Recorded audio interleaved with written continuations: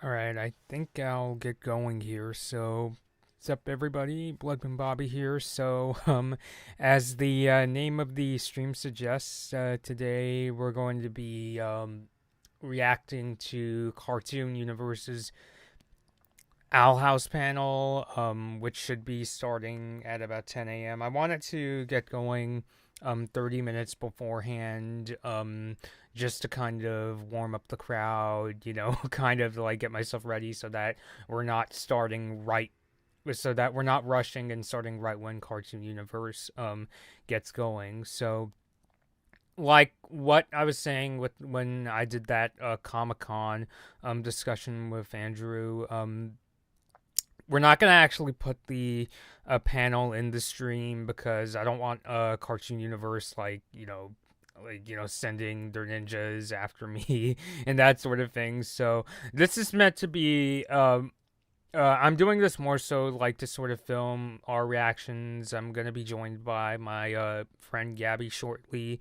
So if you want to watch the stream alongside Cartoon Universe's stream, you could do that. There is a link to the Cartoon Universe stream down below in the description of the video. So I just wanted to clear that up because when we did the Comic Con panel, I noticed that there were a lot of people saying things like, oh, is this the actual stream and things like that. So as Andrew might say, this is more of like a hype stream, if you will, and also to film our reactions to the whole thing. So I give Gabby a lot of credit for letting me know that they're putting on this panel. Especially these days because of the pandemic, they can't really do like in person events. So this is about as close to what I don't like using the word "we" and describing a fandom or things like that, but I think this is the closest that there's gonna be to a thing like a panel, which in essence it is, because it is a Q and A. So there's probably going to be things like fans asking questions about what do you like about this character, where do you think they're going. Not that I expect the Owl House cast and crew to like give out like specifics about the future of the show, because that will be giving away spoilers and things like that. So yeah, so we're literally just hanging out here until the stream begins. I'm waiting for Gabby to jump in. I know that the format of the stream so far looks kind of strange. That's because I'm leaving space for Gabby to come up on the left side of the screen, and the reason why the right side of the screen is completely blank is because that's where the live chat is coming in. So if you have your own questions or things you want to ask me about Owl House, like, what are my favorite episodes and characters, you could do that. I definitely welcome it. So yeah, so we are just gonna give like our thoughts on like the answers, especially something I realized kind of recently, surprisingly, when I cover shows like this. I usually like to rely on like very mainstream sources when it comes to getting information, like Hollywood Reporter and Deadline. Um, but I realized that because these sites don't always cover like every like aspect of the whole behind the scenes, the next best thing to do is to jump in and check out events like these, because they often give away really interesting details about the making of the shows. Like probably one of the most interesting things I learned was when I got that Instagram stream that Sissy Jones, Lilith's voice actor, did. Um, in that stream, the Owl House creator Dana Terrace says that the reason that there isn't much Owl House merch is because Disney doesn't do merch for shows that don't have more than 50 episodes. So that might explain why Star versus the Forces of Evil at least got things like plushes or Funko Pops and things like that, whereas Owl House, there isn't like an Owl House Funko Pop as far as I know. So yeah, I mean, it's sad to hear, but at the same time, it's good to have concrete answers like that instead of just speculation. I mean, I still consider myself a really strict person when it comes to sourcing, in that I don't like to solely rely on things like Reddit or um, internet rumors, which it's always sketchy because who knows if it's something that somebody from the crew actually said, or if it's just a Tom told Fred told Steve kind of situation where it's just a rumor. And that's like the last thing I want to talk about is something that has no substance other than just a rumor. I mean the only real time I really like, or only time I rely on Reddit as a source, is if there is like a Q&A, like the one Infinity Train creator Owen Dennis did, or certainly the one Dana Terrace did, because they also contain really interesting facts as well. So yeah, so once again, just currently waiting for Gabby to join in.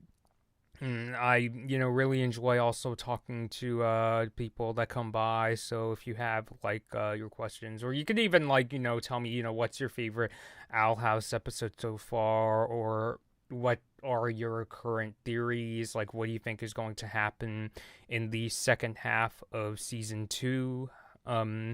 They just finished the first half of the second season, as Dana Terrace refers to the first 10 episodes. She calls it season 2A.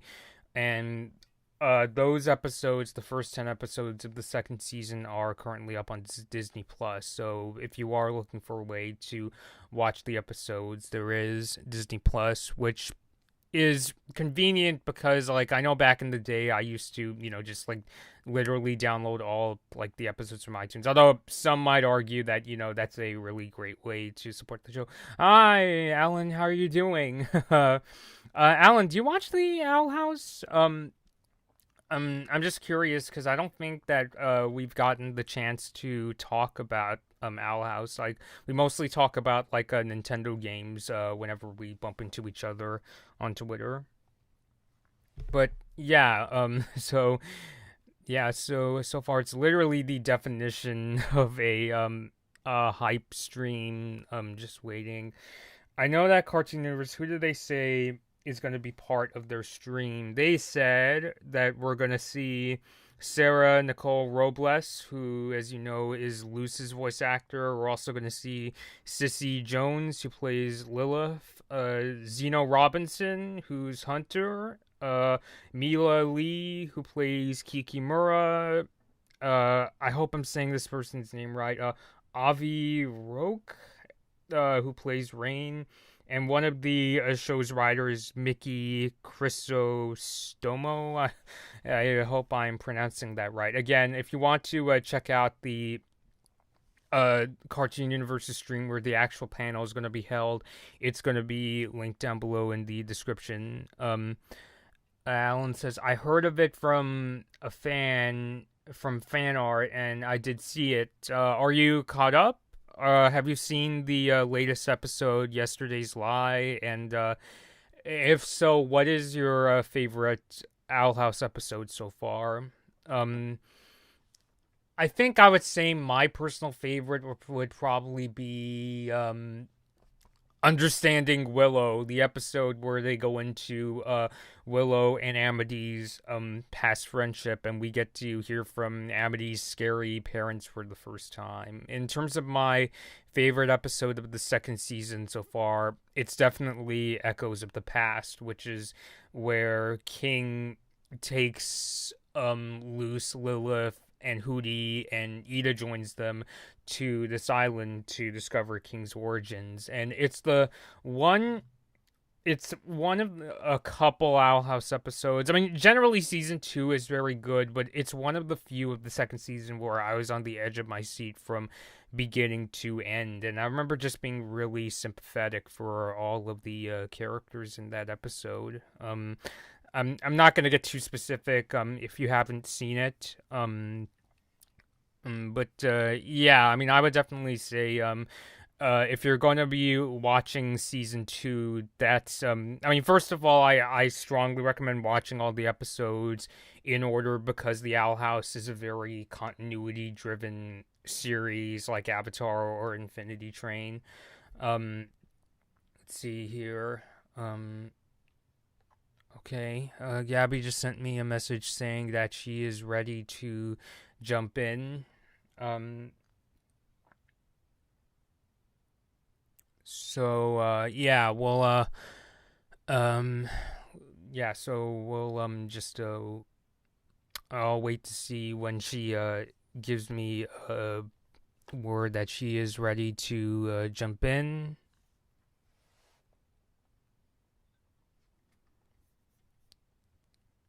All right. Hello, hello. Hi, Gabby. All right. Oh boy. I can hear you, but my software is kind of acting up. Can you talk again? Oh wait. Oh shoot. I'm a dummy. Hold on. Could you say something again, Gabby? Hello. Yeah. Oh yeah, yeah, yeah. My software can hear you. Yeah, it's good. It's good. Okay, good, good, good. All right. August. Wait, okay. Now I'm scrambling to get the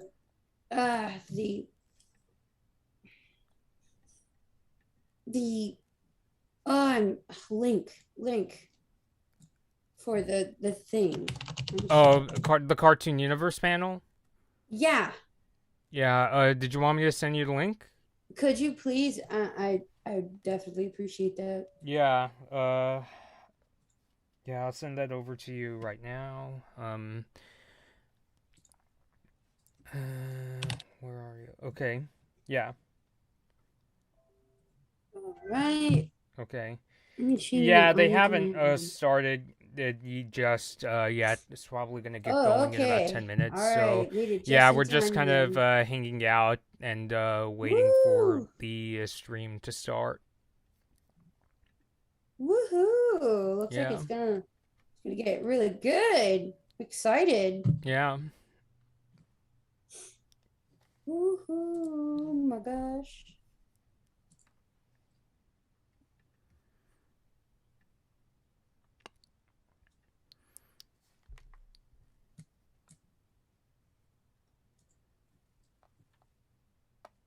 I see we already have someone in the comments.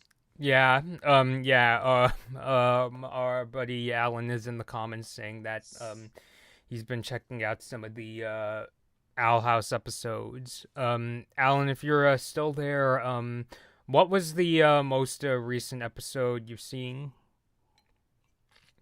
It's actually the first time I've actually got to talk about Owl House.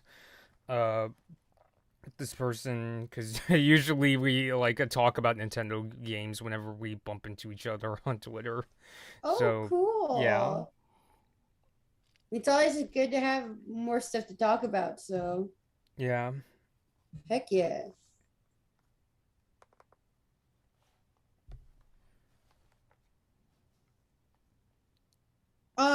No, no cable or Disney Plus. Holy Mac.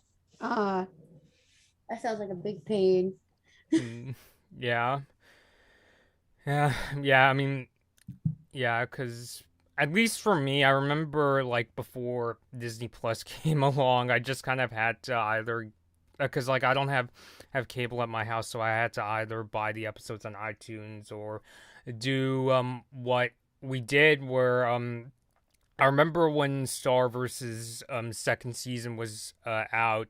We got together at your place and we got caught up, or when I got caught up on more of the episodes when we went to go get my Nintendo Switch, like back when the system was coming out, like, and we were just hanging outside of a GameStop. Oh, I Yeah. remember that. That was great. Mhm. Yeah, I'm always kind of the been sort of like the person to really get hyped up and be like, I gotta make sure that I can watch this. Like, Mhm. probably a little bit to a fault, just because like I'll dish out maybe some money just to be able to do it. But Mhm. but I mean, like, I mean, I had a lot of fun, when we would get together and just start watching episodes. Yeah, yeah, and it was good to yeah, finally get caught up on those because back then I was, Oh, yeah, it for took me sure. a while to get caught up on those shows. So but yeah, it's all good. Oh yeah. Still remember I was like rolling on the ground when we were watching the episode where Patrick Stump's character was introduced. Yeah, Rubariot, yeah. Yep. That was great. Yeah, I mean the whole song sequence, song day was a roller coaster in itself because I Oh heck remember yeah. like just thinking, oh no, Moon's not gonna like it. But then the song starts going good and Moon even tells her, wow, this is pretty good, and then he starts poking at the hornet's nest. Like like I'm probably most infamously when he reveals that Star likes Marco. That part though. Yeah. Oh,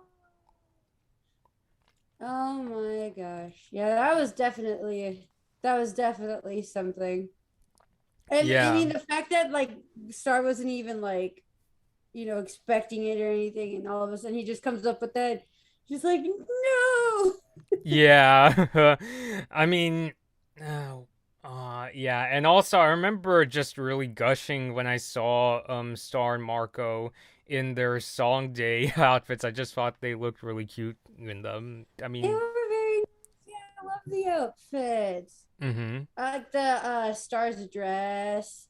I Mhm. mean, what Marco was wearing like some sort of kind of like kind of like princely sort of outfit, right? Yeah, Like, he kind of looked like the prince yeah. from Disney's Cinderella film. I mean, even to this day, Hey.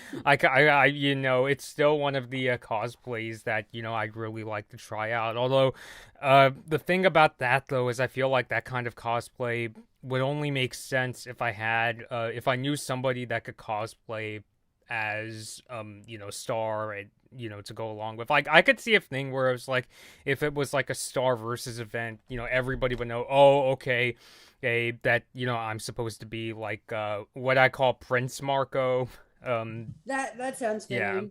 Especially, yeah, because, like, you know, if I bump into, like, some of the cosplayers that we know and, like, take pictures, I think people would get, oh, okay, so it's supposed to be, yeah, because if I just walk around, like, say, Anime Expo or WonderCon, I feel like people would be would just think that I'm like Prince Charming, and yeah, it just kind of reminds me of how when I cosplay as Blood Moon Marco, some people think that, oh, you're supposed to be this character named Poco from Brawl Stars, or oh, you're some character from Coco.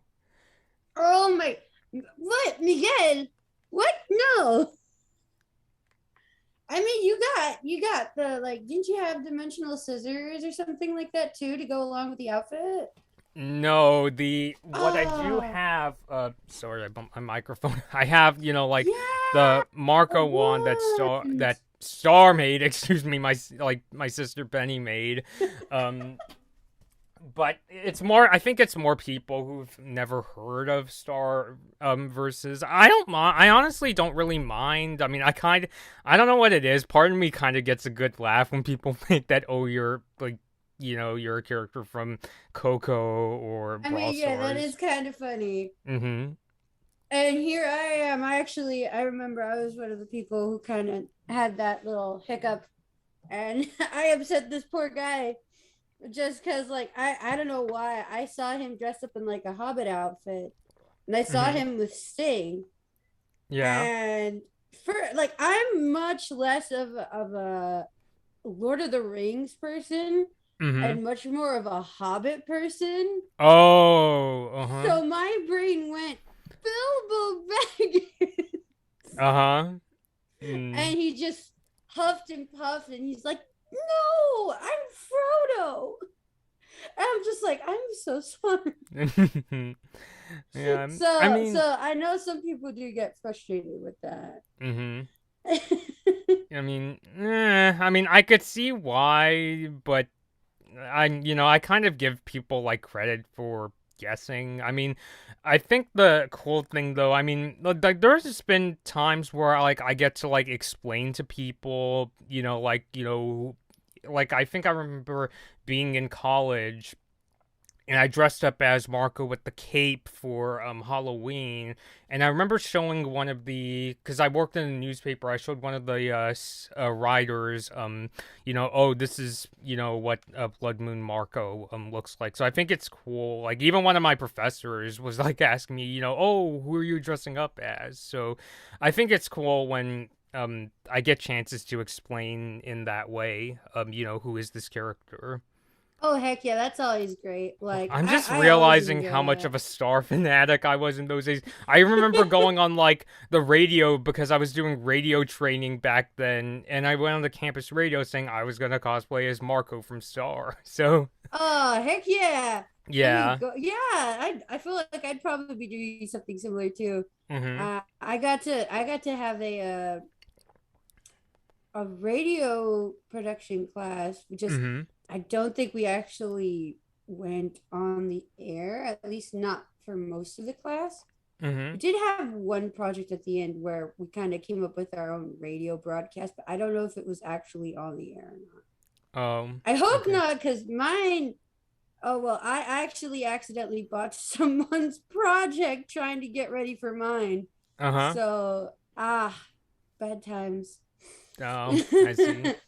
Okay, so just 2 minutes to go. Really quickly, do you know who's part of the panel, Gabby? Not off the top of my head, but Yeah, we so have. Cartoon Universe said that they're gonna have the actors of Luz, Lilith, Hunter, Kikimura, and Rain, and they're also gonna have a writer from the show as part of the panel. So just to kind of set Oh, the, kind of heck set up like, yeah! who's gonna be there and things like that. I imagine they're probably gonna like it's a Q&A, so we're not going to obviously like say the names of the people asking the questions. We're just going to kind of paraphrase, you know, Oh yeah, if we catch something that's interesting, like if they say something interesting about like Hunter or Rain or something like that. It's the kind of thing where we're just kind of cherry picking, what's cool to us and like talk a bit about, what did they say about this character and stuff like that. So, yeah. right, right. Mhm. Kikimura though. Yeah. Okay. Oh boy, yeah, they have the voice actor Mila Lee like coming in. So Sweet.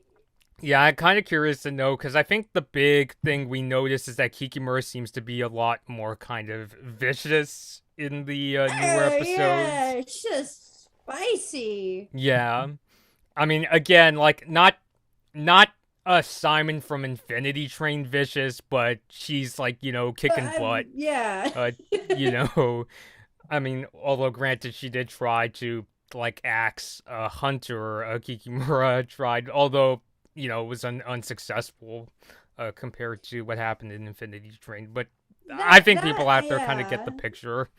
That and I mean, like, I think what really takes from it is like you kind of expect Kikimora to kind of be up to no good, Yeah. whether her personality comes off differently or not. Like you're Mm-hmm. just like, yeah, of course she's going to mess something up. Like that's what Yeah. she's there for. Yeah. Okay. So yeah. So just waiting for Cartoon Universe to start. Yep. Yay. Hopefully, they'll. I mean, obviously, I don't want to like, send pressure because, I know that feeling of also like, having to like get up and since they have like this whole like cast and I assume they're gonna do it virtually. I'm sure it's a thing where it's like they still need a bit of time to get going. Oh yeah. I mean, I know I'm not a morning person. I mean, I'm pretty surprised I even managed to get up right now. Mm-hmm. But I mean, yeah, it is. I'd much rather be the one waiting. Yeah.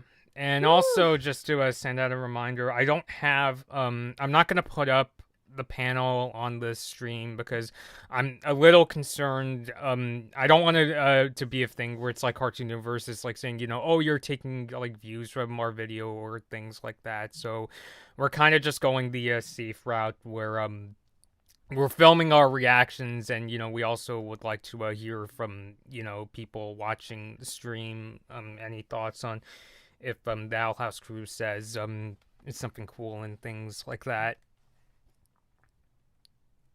Absolutely, absolutely. Yeah. I mean, it's not a Cartoon Universe thing. It's how YouTube works. Because I know that some channels, uh, some of them don't take it well, even though it's fair use. If people put their YouTube videos on streams, I mean that's why whenever we do like a trailer reactions, we always do that pre-recorded. We don't do them streamed because Disney in particular has kind of given me a problem where they'll block some of my trailer reactions. And here we go. Yay! Okay, we're live. Go ahead, Deep Cut. My name is Deep Cut. Oh, I am joined here today by my fellow Cartoon Universe host Haley, as well as some of the cast and crew of the Yep. Arrowverse. So Today we will be yeah, asking I could questions literally about the see all of the cast members that franchise I based just on the mentioned. I see Nikki. I see Owl House Sissy crew. Jones, and So presumably the actors that play let's get Kikimura started. and Rain. So they're just kind of going through introductions right now. That's so cool. Oh yeah, I'm oh excited. my gosh, they have a little thing that shows like everyone who's being subscribed. You told me to. Hmm. That's cute. The Lucy's face. Yeah, we can start by having everyone introduce themselves, tell the audience who they are. I figured we could let them introduce themselves, who they are, their role in the show, what else they do, and anything they'd like to share with the audience today. I figured we could start with Sarah Nicole Robles. Hi, thank you so much for doing this. This is very exciting. My name is Sarah Nicole Oh, Robles. there's I've been participating in Sarah. the Owl House Yeah, she actually goes by the name Nikki Gabby. Nikki. Yeah, I've Oh, seen okay. streams where people call her Nikki, so that's what I referred Ah, to. that's cool. I had no idea. all around Bay. Mhm. I like how she has a little a Hootie. hootie in the Yeah. background. Heck yeah. As Lilith Clawthorne. Hi everybody, I'm Sissy Jones, the Clawthorne of Woo. the show. Also Dottie in the weird episode where they play switcheroo with their bodies. I play that weird growling lady. Yeah. But hi You everybody, know, I'm the voiceover's weird. I mean, I to just kind of joke around here, I'm looking at all this cast. Admittedly, I get that sort of like envious feeling of God, I want to meet you like all in person, Oh, I and like, cause I'll know. admit, I try to be like really things make your goddess. calm, relaxed, because I know there's people out there that when they meet like their favorite actors, they take it as if like they're meeting God or somebody like that. But I I'll admit I do get very starstruck, and I'm like, just someday I'll interview you all in a video. But yeah. I definitely can relate. I mean, Mm-hmm. I get a little worse just because like right then and there when I'm trying to like meet someone, I'll kind of like I'll get tongue tied and then I start saying really jumbled up stuff. Or I mess up something like a name or something, and I'm just like, oh, I'm so sorry. I'm just nervous. Mm-hmm. Lifeline from Apex Legends, Jade from Mortal Kombat, um, and a few other things I can't talk about, but we're all kind of knee deep in our dreams. Some other things I can't talk about. Hmm. Hmm. Are my fellow Cartoon aficionados. All love, guys. Thanks. Well, thank you for being here. And over to Avi Roque. Yes, I'm Avi Roque. My pronouns are they, them. Hey. Voice behind, Rain Whispers, also pronouns they, them. And I'm an actor, and I've been narrating audiobooks a lot lately, which is kind of fun. Audiobooks, that's cool. Mm-hmm. Yeah, we're talking about Rain's actor Rain's Javi voice Roque. actor. Hey, oh hey, since they're saying their names, names like I figure out, oh, that's how you pronounce them, so it kind of takes away from that. I hope I say that right. Oh yeah, definitely. Yeah. Definitely makes things a lot easier. Yeah, because I know you're gonna get at me for this, Gabby, because like for a while I didn't know how to pronounce Nikki's last name. In my earlier Owl House videos, I kept saying Robles. I didn't know it's pronounced Robot. Robles. Oh, So okay. yeah. I'm not the kind of person to really get on people for that. I mean, I don't know if I noticed or not, but Yeah. I'll just probably like, oh, it's like Robles. Yeah. Yeah. I And I basically mean, fig if you're not used to like the accents and the rolling of the R, it's like, yeah. It's aired already. Like I get all nervous. Only the first 10 episodes of season 2. I think this is aired already. I'm like, I don't even. So we've seen Kikimora and Hunter start their feud, but we haven't Yeah, seen much and more just beyond that. Oh boy, the Oh feud boy. between Except it's not Kikimora Family Feud, and it's Hunter. attempted murder basically. Attempted murder. feelings and heartbreaks. We'll bleep it all out. Bleep it all out. It is. Well, anyway, I bleep and no, I love that. I like how these guys have a great sense of humor. Yeah. Season one, and in season two, you begin to see the stress of leadership, and she has big dreams. Little kid, big dreams. Little kid, big tree. The foil, of course. Is, I'm sorry. I can't. I'm having a little trouble taking Yeah. this No, seriously. no worries. Going fangirl over each other when we're in different series together. I played his little sister. Yep. Now I get to play like his. Now we're always fighting. Like whenever, That's like true. you're either kidnapping me or. I like that Kidnapping, yeah. Mm-hmm. that she gets unhinged. Also, just got a new passport. This time, no bangs.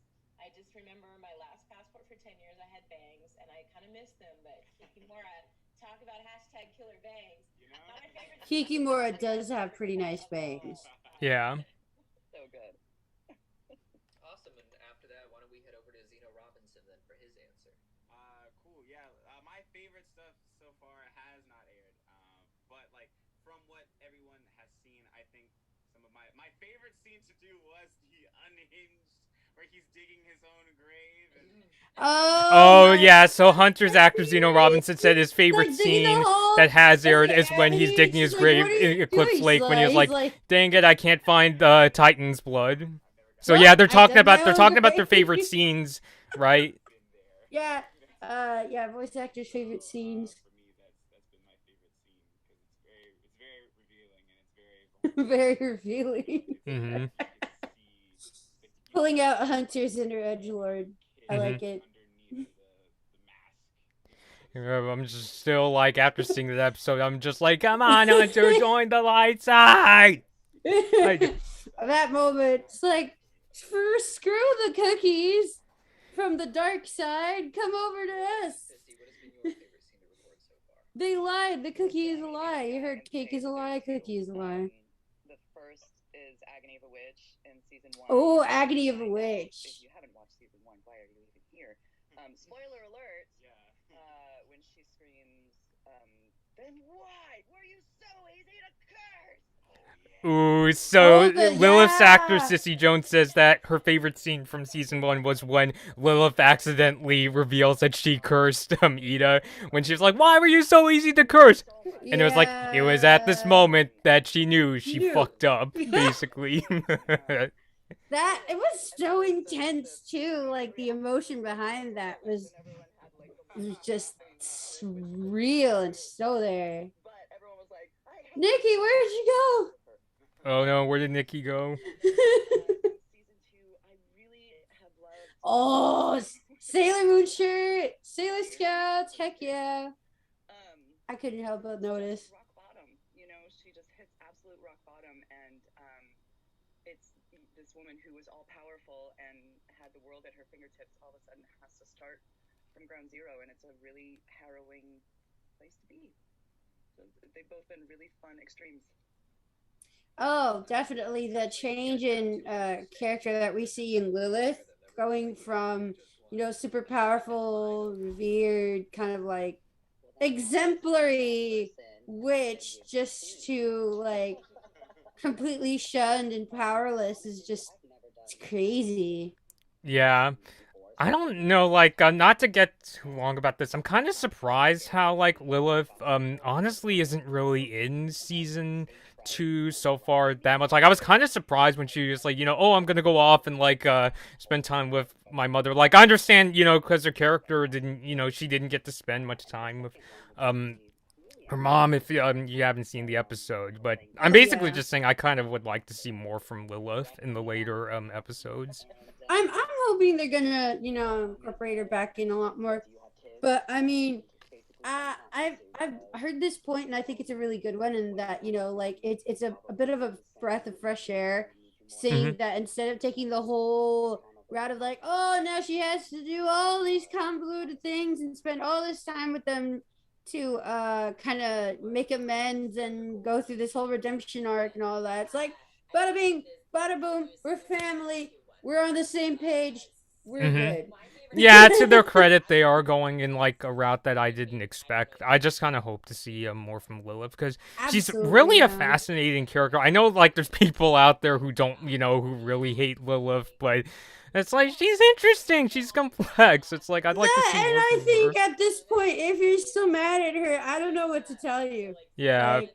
Like, and just seeing her make friends with Hootie, Mm. Oh, that I was love that. I love like yeah, I really like yeah, the scenes with who like or as she calls him Hootzifer or Lucifer. and Lilith. Yeah. That, and he calls her Lulu. I just once he started calling her Lulu, I was just like, oh, Awesome. And so oh, they're what was your friends. favorite scene to write on or episode to write on?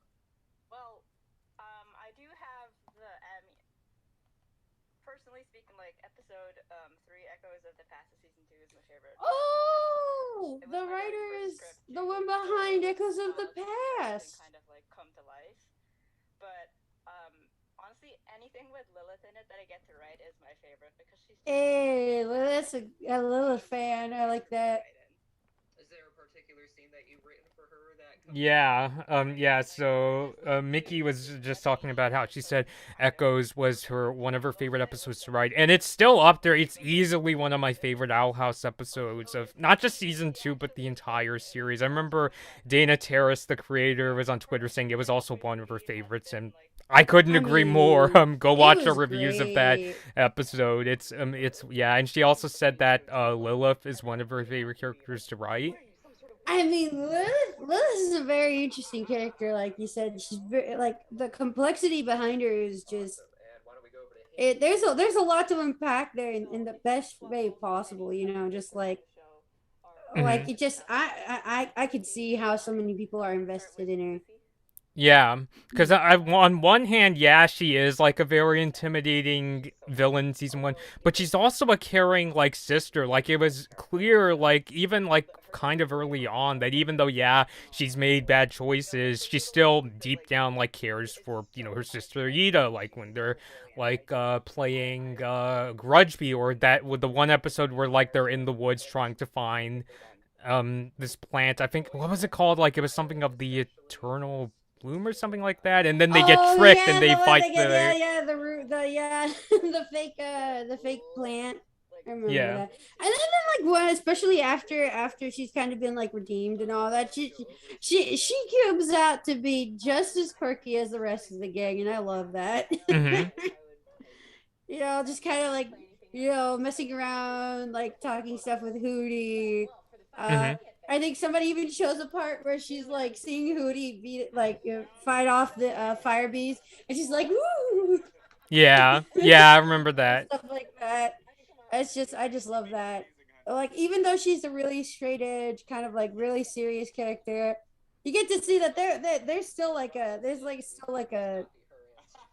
whole other side of her that's pretty lax and kind of like just Yeah, like I fun especially loving, like the scenes when she would freak out at like Ida, like whenever Ida would do like something crazy, and she would like kind of scream at her. I was like, Oh yeah, yeah. there's a very like there's a whole nother side to this character.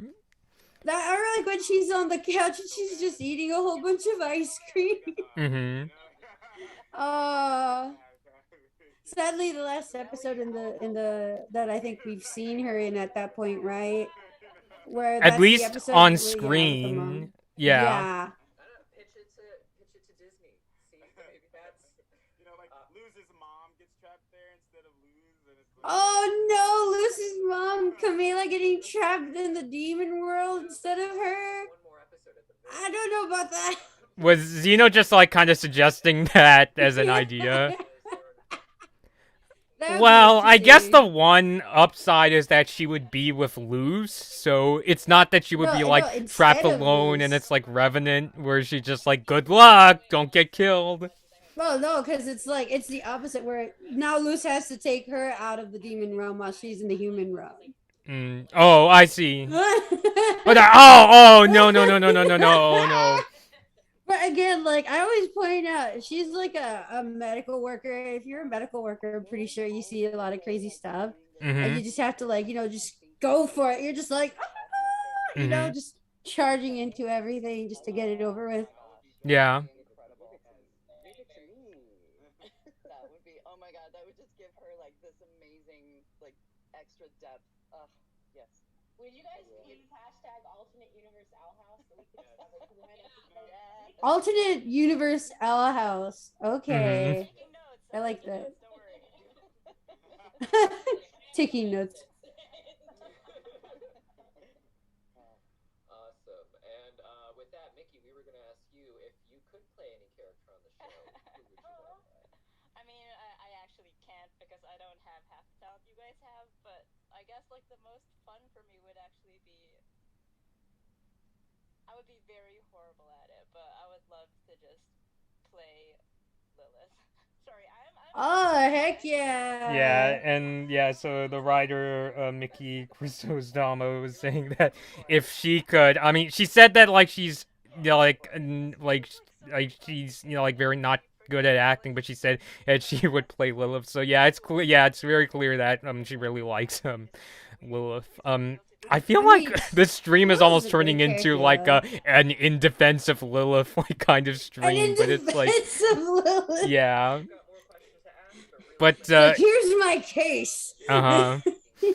Yeah, honestly, yeah, I'm kind of surprised we haven't done like a video just talking about like 5 reasons we think Lilith isn't. I mean, yeah, like we I said, mean, that's an complex. So she's idea. made her I bad totally be decisions, down but for yeah. it. Mm-hmm. pretty easy to remember. I think I was able to pin it. Okay. Cool. All right. So it's now pinned, I guess. And so we can go Thank to you, guys. our third question. And this one works for both voice actors and writers. But outside of the Owl House, what are the roles or writing gigs that you've had the most fun doing, or feel the most? Ooh, other roles and writing gigs. I'm Mhm. interested in this. Can I go first? Sure.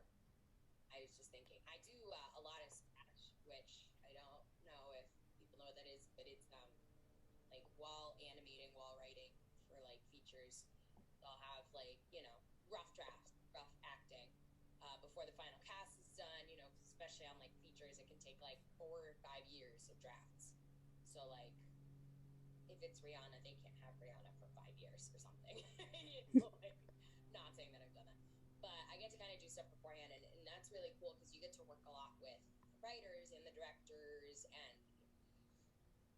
creating a character, and that's definitely the most like fun to just be like, well, what if she said this, or why doesn't, what about this? Like you kind of get to interact in a way that you don't usually have so much room to later, So I would say that is the funnest, aside from Owl House, which is my actual favorite. Could you tell us one of the roles that you've done during those scratch recordings that you feel like particularly proud of? Sure, I did a lot of work on Moana. Oh, That was Moana. super fun, as you've seen that one.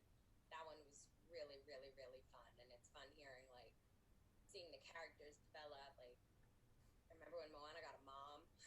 That meant a lot to me. I was like, finally. It was just too much. So doing Scratch is a very, very cool thing.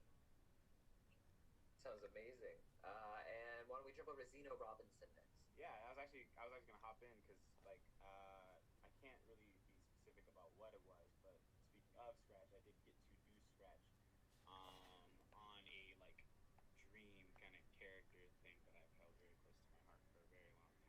And although no one will ever hear my work, I did do that, and like the team did hear it, and like it was very cool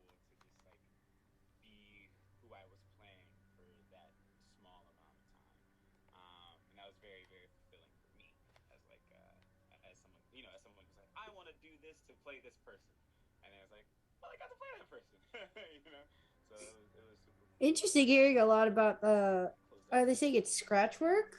Um, but other I than that, heard like they're kind of talking about like work they've done outside of the Owl House. Like Nikki said that she did some stuff with Moana. Yeah, then that they're doing they would work behind the scenes and like in the development stage where they're just kind of like fill in or like do rough sketches and stuff a lot of for the they don't have concepts. that same Mm-hmm. effect, but that show for sure always is consistent in that. Thank you. And while you're right here, we have a super chat. Someone asking you specifically, what would you say Hunter's favorite Cartoon Network or Nickelodeon show is? Oh, Oh, that was a Oh, fun one. um, Character study. hmm. Uh, I think definitely Hunter's more of a Cartoon Network person. I think Hunter's favorite Cartoon Network show would be Steven Universe.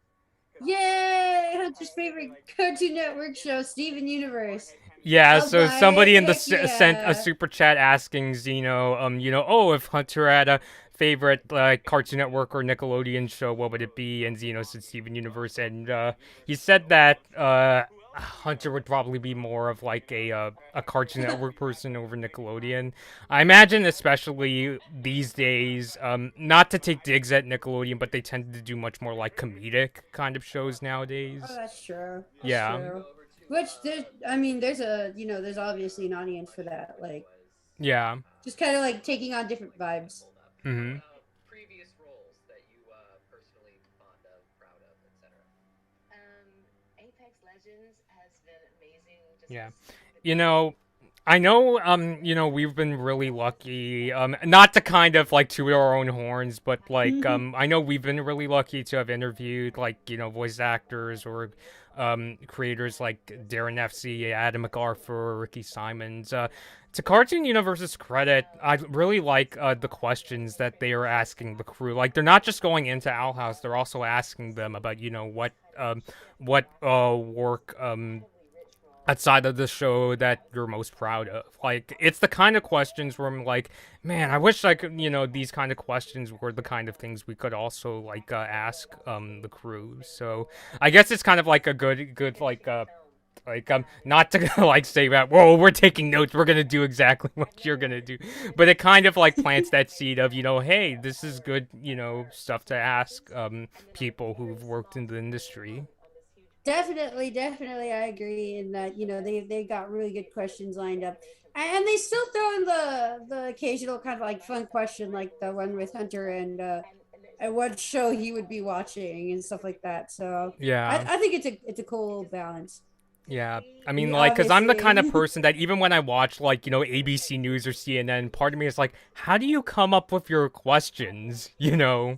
Which, I mean, that's like something I would probably ask, like, if I ever met those like people who work for those news networks. But it's a journalism thing where I'm like, it's part of like where I'm like, of asking myself, how do I get better at doing what I Oh do? no, I agree. Like, and I feel like that's kind of how I try to figure stuff out, just by asking too, and just like, okay, how do you do it?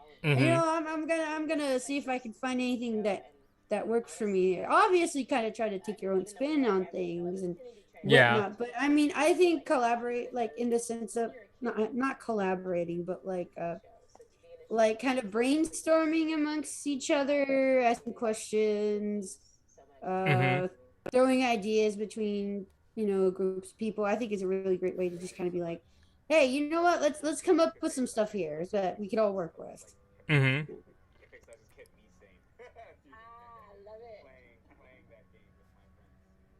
Love it. Thank you. And moving over to Sissy Jones. Uh, yeah, I mean, I've been really lucky. I've had some incredible roles.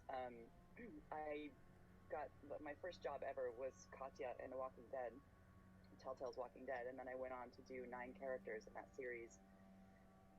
And that was kind of my entree into voiceover, which was So Sissy said that amazing. she's And played a then character I got to in do Telltale's Walking Firewatch. Dead. I'm So guessing it's the Firewatch video game since was Telltale it was just was a an video game incredible studio. opportunity, and So it because I remember hearing was so Sissy in a fun stream to say that she actually like one of her first before she got into voice acting, she was doing like kind of corporate like work. I'm guessing it's a thing where it's like typical kind of stuff.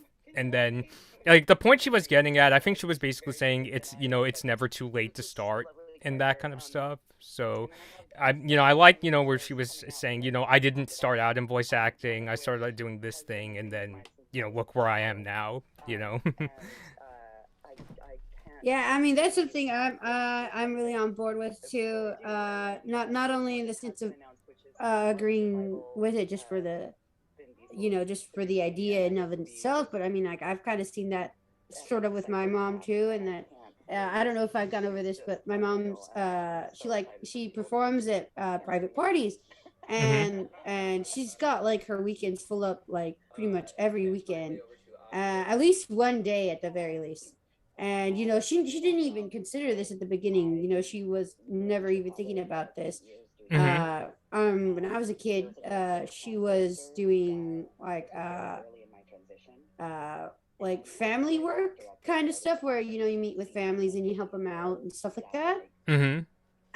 So it was like a big change for her. And I mean, she's always saying stuff like, "Oh, if only I'd done it when I was younger" and stuff like that. But I mean, like, she's doing so great right now. So Yeah. I'm just kind of like behind that idea of, what, like, hey, it doesn't matter how old you are. At one point in your life, you're doing stuff. If you're doing stuff, you're doing it.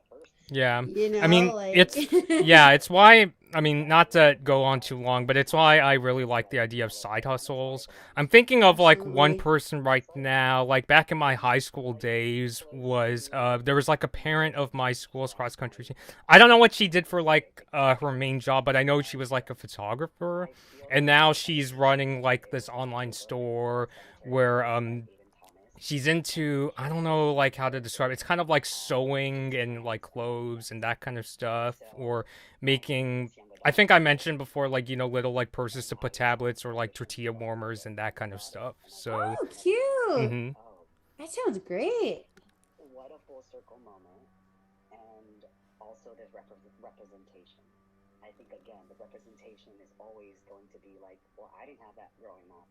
So now this is a moment to offer and provide that and give that representation to the people of today. And it's super powerful. And I don't think I always understand the impact, especially with the Owl House. Like sometimes I'm not really registering how much this means to people. So I just feel super Voice blessed. actor of And it Rain does talking make me feel a about little emotional the too. the So impact of the representation through the character in Owl House. Mm-hmm. I really have a soft spot for Owl House in the sense of representation, just because they go so many different angles in it. Mm-hmm. I mean, there's Rain with non-binary representation, Lewis and Amity for both like cultural and kind of like queer representation, and even like as going with I like pointing out how Ida kind of like juxtaposes or just kind of gives a view of what it's like to have like a condition, sort of like a mental condition that you kind of manage with medication and stuff like that. I just Mm-hmm. feel like the way they incorporate that into the story, you're not even really even thinking about it, but when you're in the position that you relate to it, you're like, oh my gosh, they're just like me. Mm-hmm. And the impact that that has on someone, I've always been, I feel like that I have a strong feeling that it's like that's what makes things, I don't know, interesting for me, at least in one sense. Mm-hmm. Yeah, it's always interesting how I guess it kind of gets to how people are like subjective, where it's not easy to kind of gauge like how big an impact certain things will have, whether it's like representation or movie quote. Like I remember watching like Arnold Schwarzenegger talk about how he didn't like think that the how his Terminator saying "I'll be back" is like one of his most famous. Like he didn't think at the time that oh, it was gonna be like a famous thing people would say, and then Oh my people would come up gosh. to him asking him, "Can you say "I'll be Can back" you in say your I'll be voice?" back? Yeah. Yeah, so yeah, that's certainly something I'm not to say I've done like like similar work to Avi Roque, but it's like I get that feeling of like it's not always like it's kind of interesting how it's not always apparent like how big an impact certain things like have, Yeah, you know. no, and especially when it's coming from oneself, I feel like we when we look into ourselves as far as our own work, Mm-hmm. uh there's a sense of like, no, it's just me. I'm not a big deal. Yeah. Like, I mean, they're doing it. They're doing it, but Yeah. me, nah. And then all of a sudden you have that moment, it's like, oh hey, I really like blah blah blah blah blah blah. And you're just like, whoa, what? Yeah. I I mean, for like that. me, I tend to be like a kind of overly modest person, so sometimes I take it as, oh, they're just being nice. But like I remember one of the very first videos I did in high school, like it was for like a homecoming dance with like the coronation, and the person who got crowned queen, like I gave her the video, and you know what I got in return? A uh, brownie. And I was like, I didn't realize it back then, but I was like, this person, not only did she say she liked it, she gave me like a piece of like like food, this treat. And it's like, and now I'm just realizing, oh wow, I didn't expect somebody to like it that much. oh my gosh. Yeah. Yeah, talk about brownie points, am I right? But I got the job, and I'm forever grateful to Dana and Rachel for That is all that. Yeah, like there's just tears again. yeah, Yeah, I know, right? I don't know what's yeah. happening. I called my dad crying the day I got it because I was like, oh, this isn't real, right? I Aw. asked people to read that email for me because I couldn't understand the whole like you're hired thing. I was like, Oh gosh. yeah, oh yeah, Uh yeah. Mickey was just saying how like she couldn't believe it when she got like hired to write on the Owl House, and just or how it was yeah. just one of those moments. Like she was saying when she got the email, like it wasn't. It was one of those things where it's just like it sounded like a thing where it's like like it was that kind of like disbelief sort of thing. Like, is this like true? Is this like it actually happening? Oh So. heck yeah. Talk about like dream come true. I mean, I could get that where she's just kind of like I couldn't believe it, or like I was like, no, what? Mm-hmm. Like I don't understand. Are you telling me I'm hired? Yeah. I feel like I could relate to that just like because I'm always like they're like no they're not gonna pick me. Uh What? huh. No. I think that's what they were trying to get an implication for. Well, Mickey, people, Avi is down with this Chicago Chi-Town theater background. Come on. God, I'll post the musical. Owl House the musical. Okay. It feels like everybody, even like crew members, are like saying, oh, it'll be so cool. I mean, again, like if this is not something Dana Tours doesn't want to get into, then like I could understand. But like I remember she was saying, oh, I'm not big into musicals, so yeah. You want to know Yeah, what's one of I the sense Dana just kind of like. Yeah, you know what's one of the weird ideas for an Owl House music? I shouldn't say weird, but it's like it sounds kind of like where did I come up with this idea? I was watching a bit the opening or one of the songs from this Mel Brooks movie called To Be or Not to Be, Oh, where okay. he and the legendary actress what's her name? Anne Bancroft was singing the song "Sweet Georgia Brown" in Polish, and I was like, Oh, and the fanboy in me was like, I want to hear Lucian Amity sing "Sweet Georgia Brown" in Polish. oh. But again, like I No, think my the brain. closest that they'll do to a musical episode was probably Ida's Requiem. When Oh, that would be great. yeah, Ida and Rain were like playing music together, and it shows like how music produces like all this sort of magic. Like even they were even using it, I mean, to try to take down this that villain character, that abomination character or in the Emperor's Coven, and try to like deteriorate this character. Oh But yeah. yeah, but that's probably the closest. I don't think, unfortunately, I don't think they're gonna do like a star song day kind of thing. I don't know, and I don't really think they need to. I mean, if they take a little bit more on the route of like doing more of stuff like what they did with Edith's Requiem, Mm-hmm. I think that would be great. Yeah, it Like, works. yeah. Mm-hmm.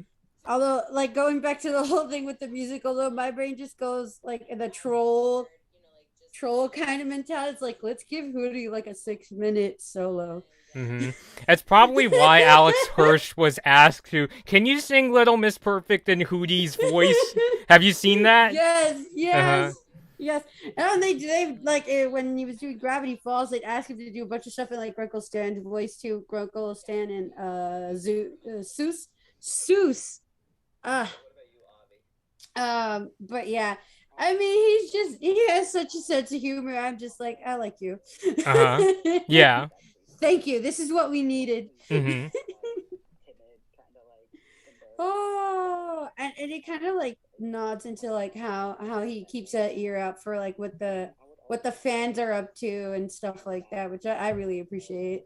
Mm-hmm. Passion behind wanting change and kind of being that trailblazer who is blazing those trails of that kind of like forward action kind of quality of wanting to make a difference. I think that's also something that I share with Rain. And also skin tone. Like that was always something that I had talked to someone about where when I originally got the character, I felt like the character, the rendering looked fair skinned. And I almost wrote it off to be like, well, I'm not going to get that because that doesn't look like me. And little did I know then how it gets adapted and kind of molded to reflect you, like the actor. Like there's the essence and quality of the person voicing the character, I think, gets infused into the animated character. And so that was a win, and I thought that was super cool. Uh, Rain's voice actor going into There you go. what they feel they share with Rain, and they kind of go into the whole deal where they saw that at the beginning Rain seemed like they were going to be really fair skinned, Mm-hmm. and just as they went in more and more to the role, the character Rain started molding more into a representation of them, the voice actor. Yeah. And it's one of the kind of the things I like of like the what's the word, the development process, and that Yeah. like there's little bits and pieces that get changed that you just kind of like, oh, that's so cool, like, I'm glad that they did that, certain Yeah. kind of things, Like. like kind of like making the character more uh catered to the person, giving them a voice, which I think is really cool. Yeah, yeah, I always find it fascinating whenever like the character starts to look a little more like. You ever notice how like in some like shows or movies, anime shows and movies, where the character actually starts to kind of look like the actor they're playing? Yeah. Yeah, Mm-hmm. yeah. This is just a completely random thought. This isn't an actor. This is an author. I remember. I mean, this is something kind of different. I was watching one of the Mr. Rogers episodes, and he was even like Fred Rogers was. He went to interview the Arthur actor, excuse me, author of the Arthur books, Mark Brown, and he said, "You even kind of look like Arthur." So it's like, Oh my god. hmm yeah. So. uh hmm And also, yay, best crossover ever, Mr. Rogers' Neighborhood and Arthur. It's like, hey, my two favorite PBS yeah, kid shows I mean, that in sounds one. fun. That sounds real fun. Now that I'm hmm seeing bangs, you don't probably don't see it. His sweater's not a bang. Makeup, yeah.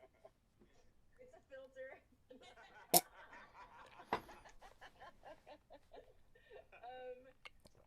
I Kikimora very much reminds me of a headmistress I had at a school that I went to, and I'm very responsible. I get things done. I can be cranky. Um, I think that there's really No, don't do the No, voice. no, not the Yeah, Kikimora so voice. Mila Lee was saying how Kikimura kind of reminds her of like a mistress at a school she had, and how Mila said that in her own life she tends to be like very like kind of organized and that kind of stuff. like as much as I should have. And pulls out the voice hmm out of nowhere. I'm just like, oh no! Ah! Yeah, I'm just like, no. You're like Emperor's Coven. You should not have liked those people. Yeah. It's like Mean Girls on steroids. Emperor's Coven. Mean Girls on steroids. Yeah, I guess like if Mean Girls was a shady group of people that are working with this emperor who wants to imprison witches and do questionable things to this whole other world. I forgot we wore pink on Wednesdays. Wait, have you seen Mean Girls? I know a lot of the quotes. I've seen it Oh, maybe like okay. once or twice. Mm-hmm. Zebra change its stripes. Exactly. Well, and what's interesting, the stuff I can't talk about, but they do explore. Thank you, writers. Kikimora's, motivation, and I think sometimes, we all think we're the hero, but we're the villain in someone else's story. And Oh, Ah, yeah. So Mila, deep. yeah, was oh, yeah, was basically saying basically Hikimura's mindset is she has that kind of mentality of like, oh, I'm like this heroic person, but very in different. but she's really the villain, in like a certain perspectives. I mean, she's clearly like Kikimura is one of the villains, but she kind of has that kind of hero mentality.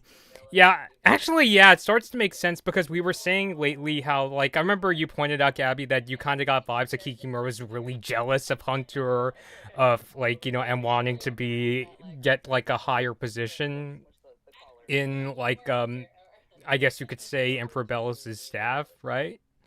Well, yeah. Mm-hmm. From the bat, we could tell that Kikimura was really looking at Bellows either to just kind of like really be there close to him or kind of like take over for him whenever he was kind of like needed to delegate and stuff like that. Yeah. And then seeing Hunter come in, I noticed she was just kind of like, "Don't, no, get out! This is my thing. Mm-hmm. You stay out of this." Yeah, it's like you get in my way, I'm sending my dragon to take down your airship.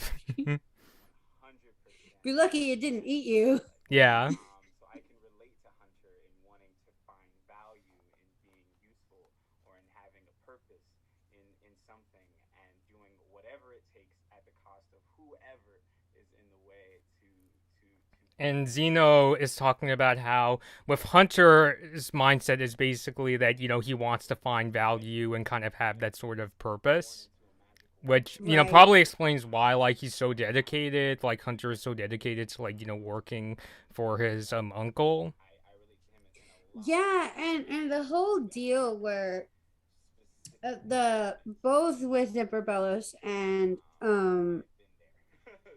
Hunter, we see this kind of like uh internalizing of the stigma that comes with the idea of what they what's equivalated in this case to something like a disability in the sense of like, oh, I can't do magic, I'm worthless, or if I can't figure out a way around it, I'm no good, or I need to show that I have purpose and strength and stuff like that, and Hunter really seems to kind of like internalize the fact that he wants to be useful, Mm-hmm.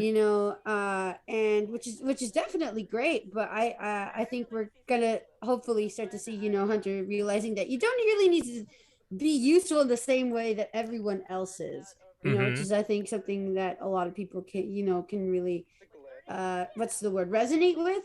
Yeah, Mm-hmm. it's a little bit of like I don't know if I'd say common theme, but it's like kind of like a recurring theme I see in like the outhouse. Like even like knock knock knocking on Hootie's door where Hootie is like writing that letter, saying he wants to be like, useful. So it's kind of a Yeah, recurring theme, although, Hunter and Hootie are very different characters, but that yeah, I uh-huh. mean, I think what makes Hunter, even though, yeah, there are times where he can be very like intimidating, like in the Eclipse like episode, he's still a very identifiable character. So I think that's why I kind of have that basketball coach mentality of like kind of like being both like saying, why did you do this, but also, I want to see you like play on like Luce and Amity's team someday.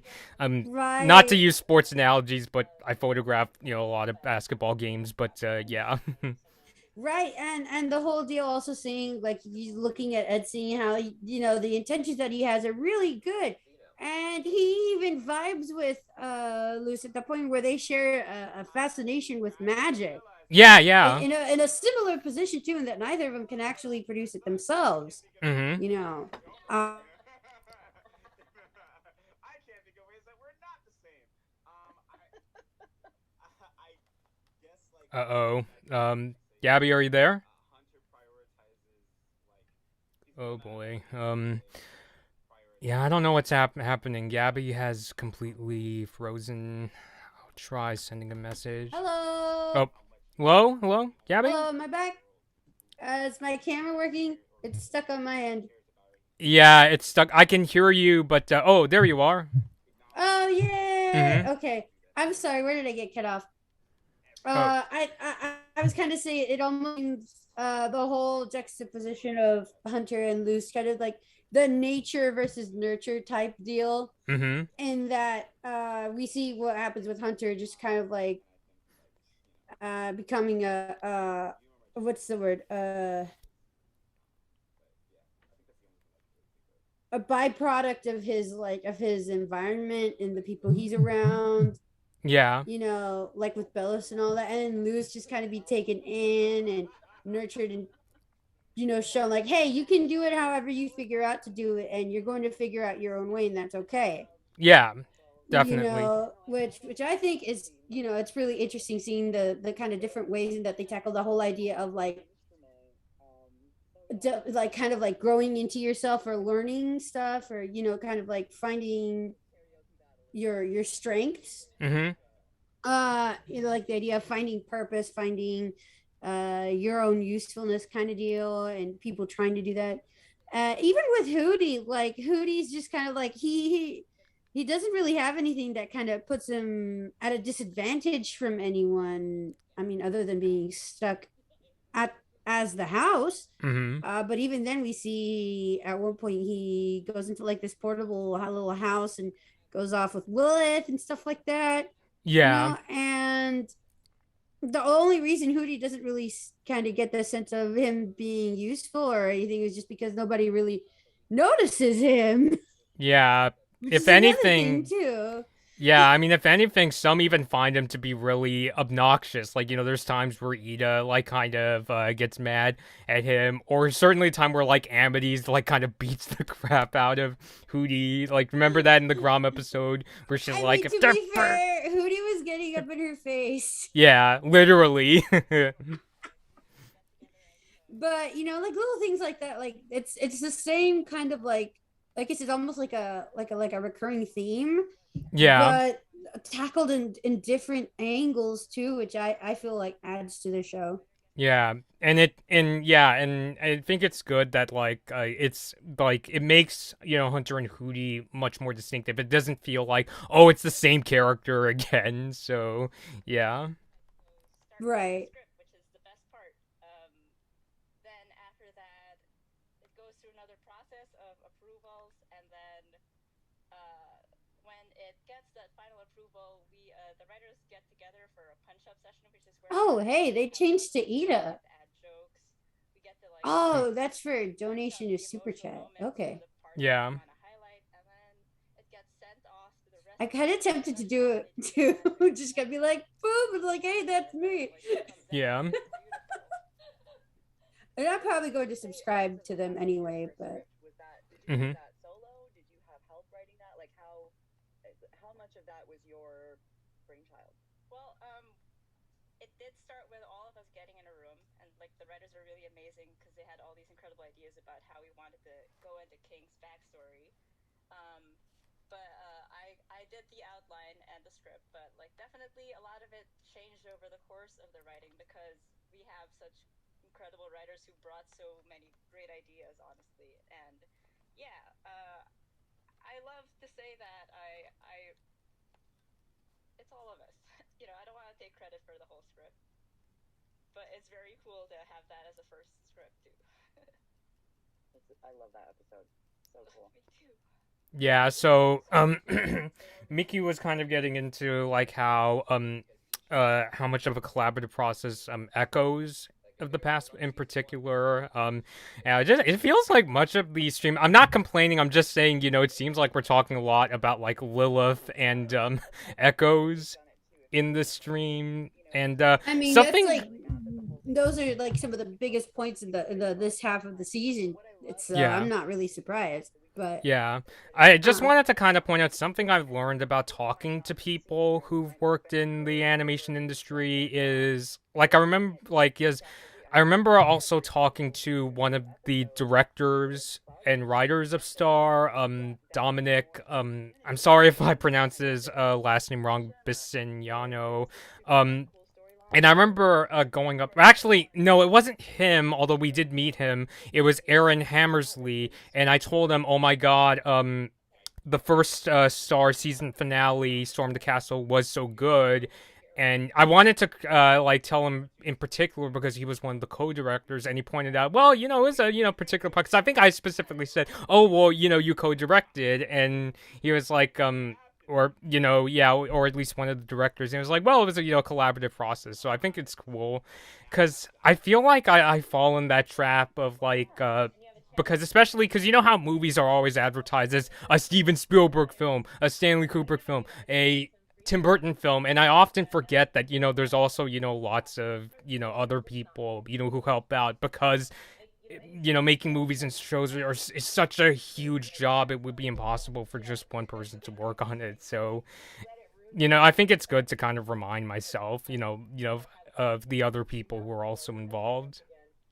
Yeah, it's really easy to kind of fall into that. I mean, I'm pretty sure I've even done that at least once or twice. Mm-hmm. I try my best kind of to remember to, once you find that work that you're like, oh, this person was behind it. This person Mm-hmm. is behind so much work that I really enjoy and blah blah blah. And you kind of fall into that sort of like auteur theory type deal where it's like, oh, this is the name behind the work and all that. But I mean, like, yeah, there's like so many people behind it that it's easy to forget. uh and even then, like, especially like I've said before, right now we're in this weird kind of point where we're becoming more and more aware of just how many people are behind these works. you know I mean, looking at how just a few years back, maybe like around 2000 or anything like that, uh really getting into the whole deal with like voice actors or like creators wasn't really that much of like a deal unless you were really into that scene. And granted, it's still kind of like that in that you're really not going to know a lot unless you're actually into the whole kind of scene, looking at who's behind the voices and what they did and all that. Mm-hmm. But it's definitely the group of people behind it have grown. It's grown so much, and you know it's becoming a more and more common thing, even for the people in the fandoms like cartoons and movies and stuff like that. I think it's really great, just kind of seeing like how many people are behind that screen, and it's not just like this big, like, paragraph kind of like mounting of credits that you just barely have the time to really look at the end of an episode or a movie, stuff like that. Just kind of like putting a name, a face behind the name. Mm-hmm. Yeah, especially because I think it's also very important for people who want to learn more about the industry. Because it's like asking the question, okay, you really like if I really like Steven Spielberg, or let's say Denis Villeneuve, who's the guy who directed Arrival and Blade Runner 2049. But it's like, but can you tell the difference between Janusz Kaminski and Roger Deakins like cinematography styles? And it's uh like, is that like a thing? Is that like a sort of film school thing? Like, I kind of want to ask you as somebody who's taken much more film classes than me. I mean, there is that kind of element of like noticing different styles amongst, like, I kind of want to say directors and stuff like that, but going into the whole point of that, like, there are some directors who definitely make it a point to kind of like be the ones behind those kind of aspects, like with the camera angles and all that. Yeah. Like, in the sense of them being the one behind the camera sometimes and stuff like that. uh More than likely, probably they're kind of like letting people know how they want things angled and just kind of like giving you a list of like how they want it, like different ways to try it and all that. But Mm-hmm. that's kind of one of the things that goes into art tour theory, that it's like, yeah, like, this is kind of what this director kind of goes for, in the sense of like camera angles, or like even with how people point out with Star Wars, with the transitions, how it's kind of like the window sort of like whoop, Yeah. Yeah, kind of little things like that. That's just kind of like that's how you identify, uh, the style of someone and their work. Mhm. Uh, Although again, it goes into the whole deal that you never know because again, there's like a bunch of other people behind them, Mhm. which is kind of one of the wonky things about Auteur theory. Is it's like you don't know unless you've really gone and looked into it whether that was actually a thing that the director did or not. I mean, there's a really high chance to be fair, but I mean, like there's always that off chance. It's like, oh, hey, that wasn't really idea of the director. It was actually like this person or the person behind the camera or Yeah. what have you. Mhm. And there's always that, and it kind of sucks because then that's kind of like where people kind of fall through the cracks and just like, oh, I forgot you were there. It's just like, thanks. you know, uh, but I mean, another thing that makes a great you kind of like creator or director, at least in my opinion, is like just kind of like acknowledging that there's other people behind it. I think Mhm. that's one of the things I really liked, particularly like shows like Owl House or Rebecca Sugar and Steven Universe. And that I've at least from what I've noticed, Dana Terrace and Rebecca really kind of make a point saying, "Hey, we're opening kind of like room here for you guys to kind of put a little bit of yourselves into the work." Mhm. And feel free to, and kind of like encouraging it and stuff like that. I think he's always great because you get a better sense of like how many different minds are like behind this kind of work. Yeah. Yeah, rather than just like thinking that like, oh, Darren FC did this or Dana Terrace did that. Right, exactly. Mhm. Ooh, that'd be cool. They would like a killer whale on a little Right, like. Killer whale is all I heard. Andy.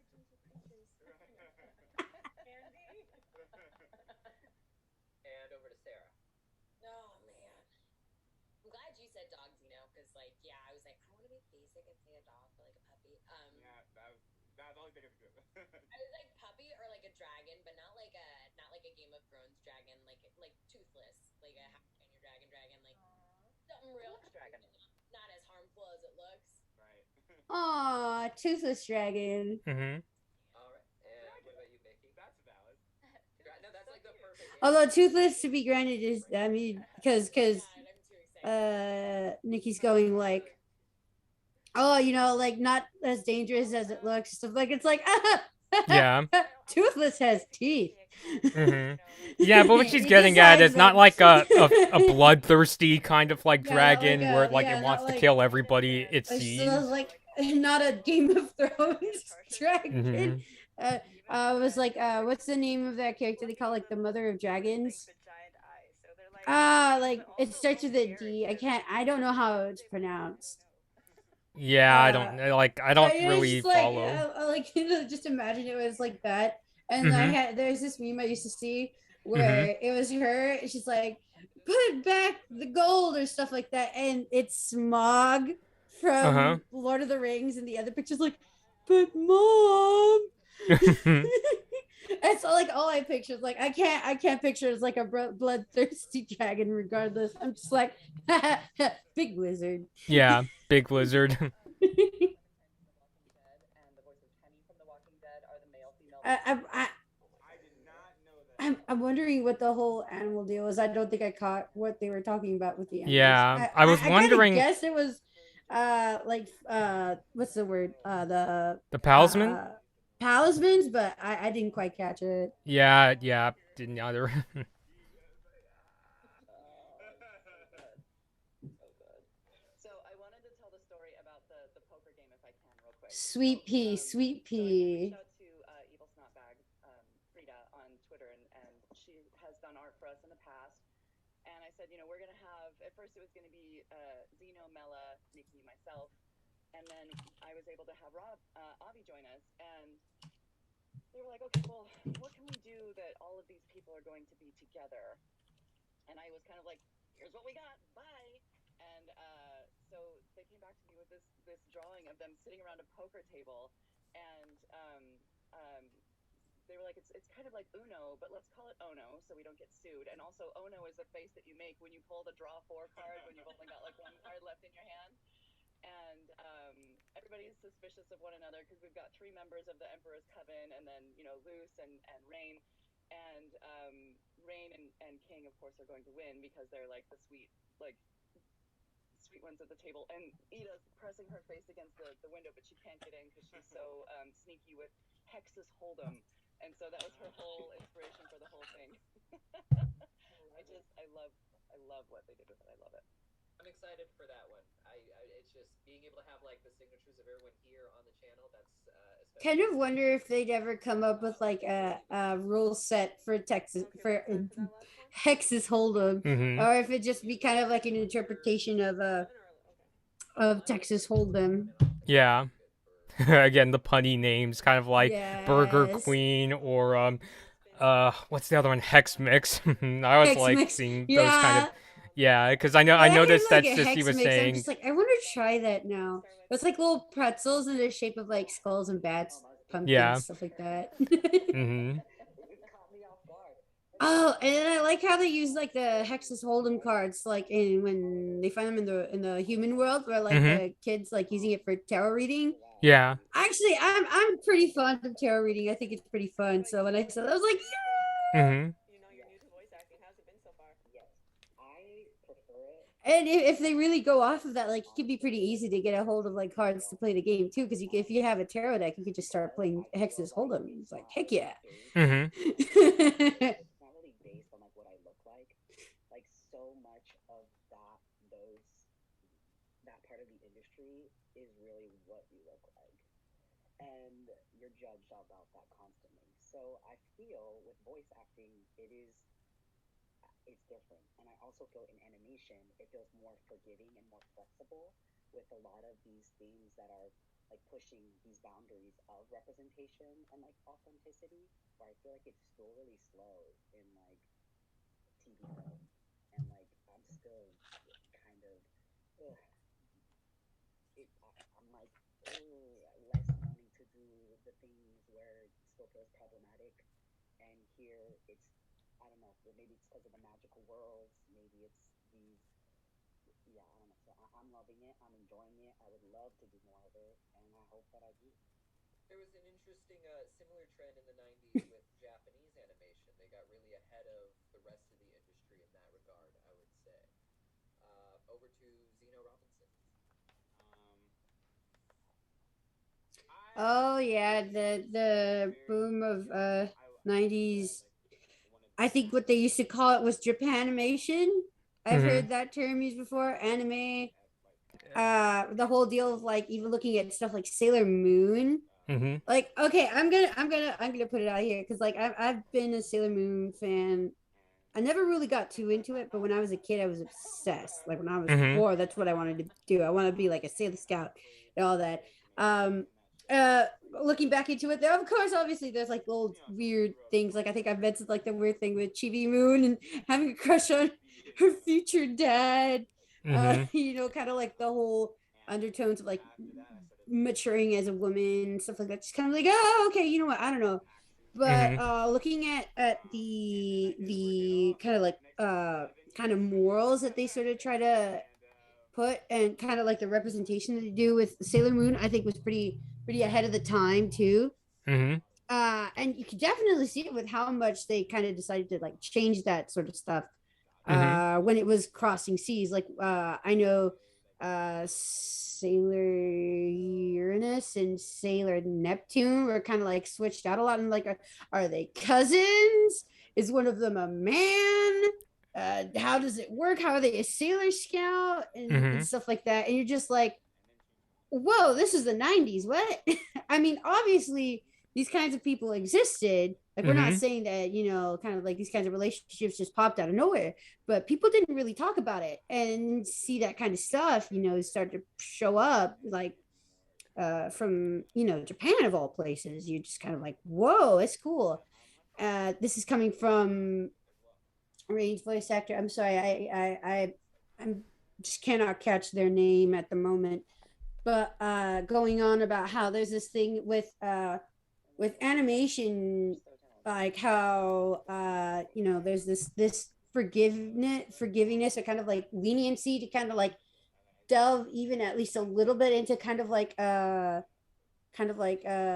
what would be considered sort of like quote unquote controversial type stuff, or like, you know, kind of like progressive type stuff or what have you, or just Mhm. kind of like really out there sort of concepts, whether it's just kind of like talking about representation, or I'd even add that, this is me adding it, just sort of like uh kind of like when you look at stuff like BoJack Horseman, talking about really like deep kind of like heavy stuff, you know, delving a little bit more into kind of like the adult you know, area of animation, Mhm. you know, kind of like the idea where it's like people kind of let you explore stuff a little more as opposed to kind of like live action kind of stuff. Mhm. And I think it even goes into kind of a little bit of like how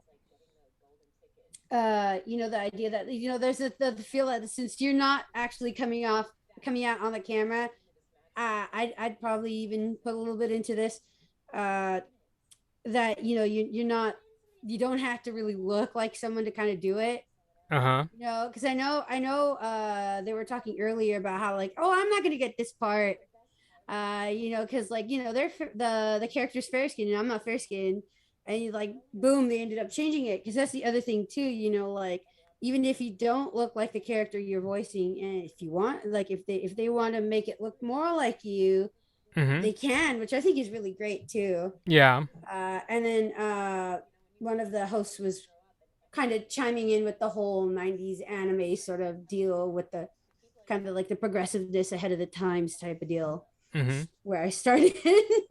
Yeah. Being a voice actor is a dream job. I can't. I mean, I can believe it because I'm here, but I can't believe that it's this amazing and this wonderful. And I think what's wonderful about animation and games, just like we've said, that they redefine possible. I didn't grow up with a lot of people that looked like me. There's one. We all know who that is. Everyone's like, Mariah Carey of anime. Um, but just to be able to have so much diversity and possibility in games and animation. I love all of voiceover, but those particular mediums are extraordinary, not only in what they allow us to do for other people, but to redefine possible to our 7-year-old selves and beyond.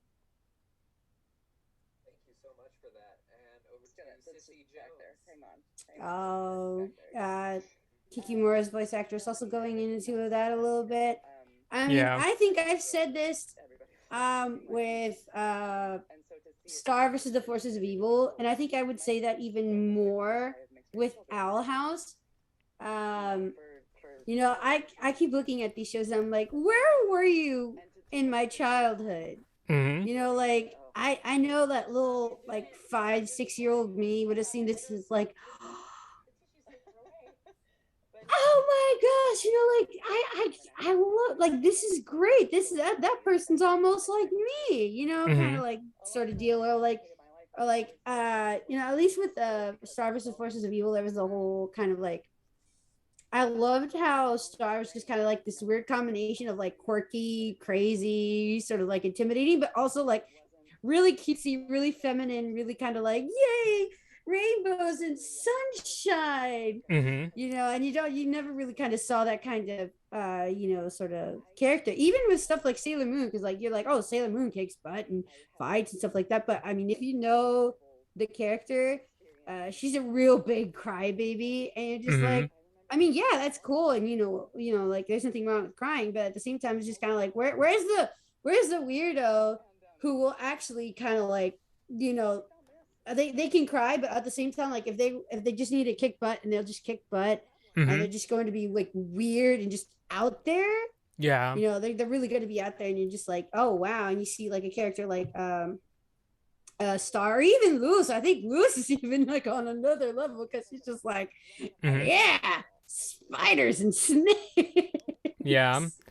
You know, yeah, it's funny though, because like the thing about it from my perspective is I always saw Luce as kind of the more like, I mean, they share similar personalities and they're both like, you know, quirky and outgoing, but I would say like I don't know why I always felt that Luce was the one who was at least better or able to like kind of like hold herself back, and that like she's not nearly as destructive as like Star is. And I think one of the differences that I remember you pointed out was that like Luce was more like of like kind of an like somebody who was more into like art and reading, whereas with Star, it's like she gets very like bored with that kind of stuff.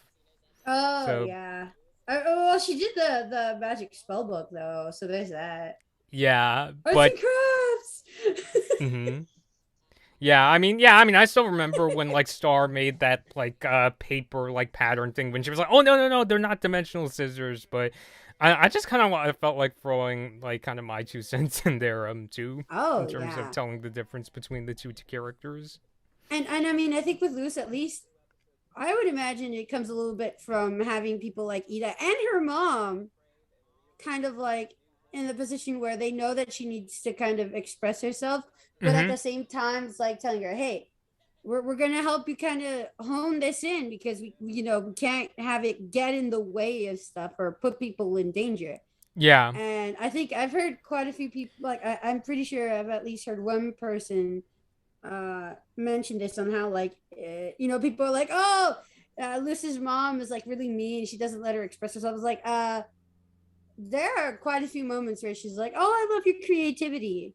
Even when Mm-hmm. she's telling Luce that she's going to take her to like camp and all that, Mm-hmm. she's not just doing it because she did something weird and embarrassing. It's cool. There were kids running around with snakes biting their heads. Mm-hmm. you know, like that's pretty intense. Like that's pretty dangerous. So it's like, oh, okay, we just don't want to get it there. Then Yeah. having Ida, where it's like you're with this lady who could really handle a lot of stuff, and then also in a world where there's a lot of already dangerous stuff. So doing a lot of crazy stuff yourself is probably not even going to amount to any of the stuff that's actually out there. Mm-hmm. So there's that, and as opposed to Star just kind of being like, my mom doesn't get me, my dad doesn't get me, I have to do this myself, or my dad just goes as crazy as I am, Mm-hmm. without filter, without hinge. So that's kind of what I know. Either really hone in or really get unhinged. Like no in between. Mm-hmm. But I mean, like either way, just kind of like these crazy, quirky girls just kind of like being unapologetically themselves. It's just, I love it. Mm-hmm. They just blow my mind every day with what they come up with.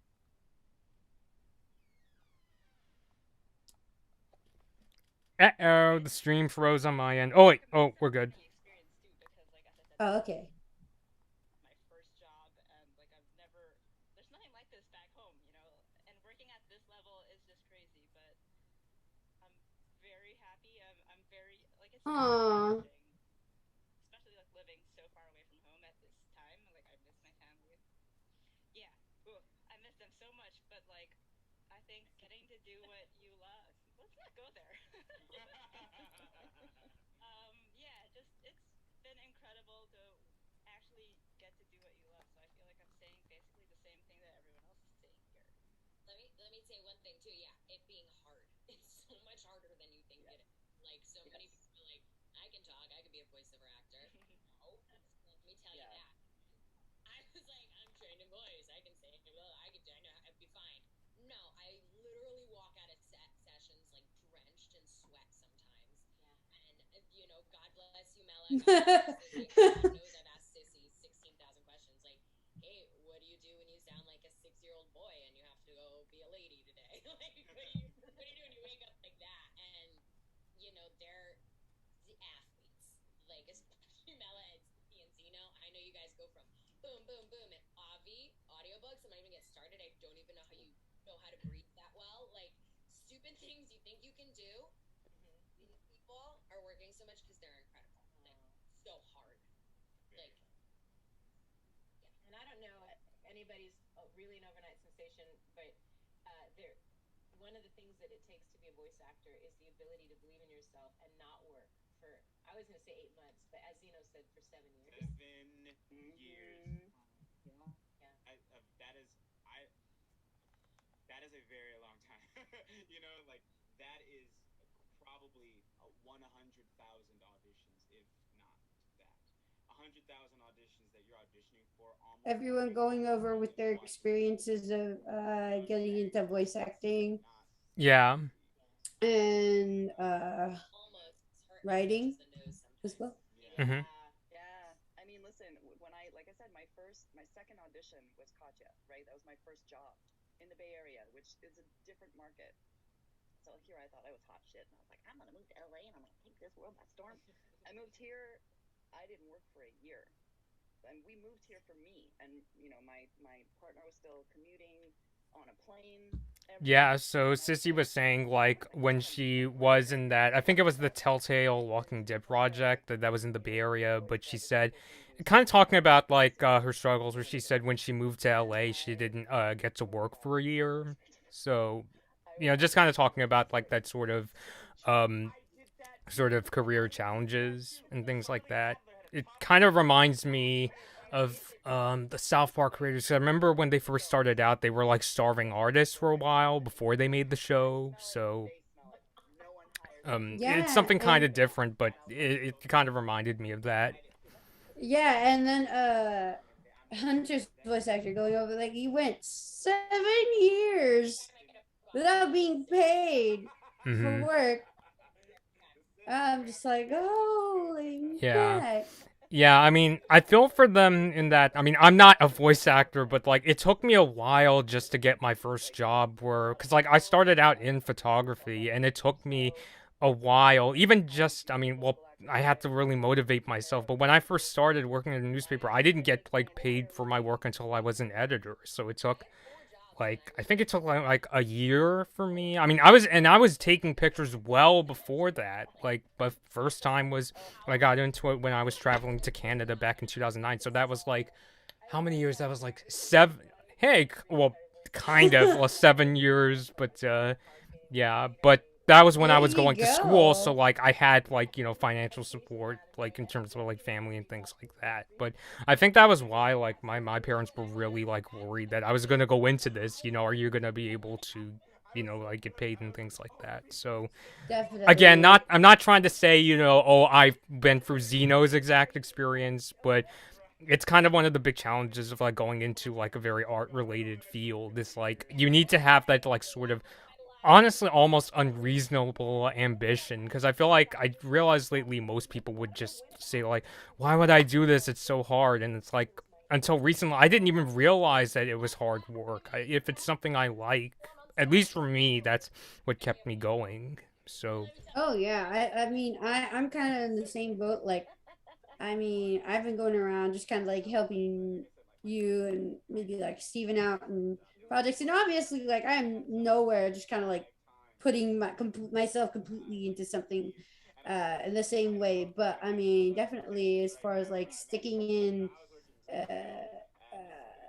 college and university this whole time, and yeah. I'm barely starting to kind of like get out of there, and just be like, okay, I'm gonna try to start getting into the field, and I'm gonna start off not getting paid, Mhm.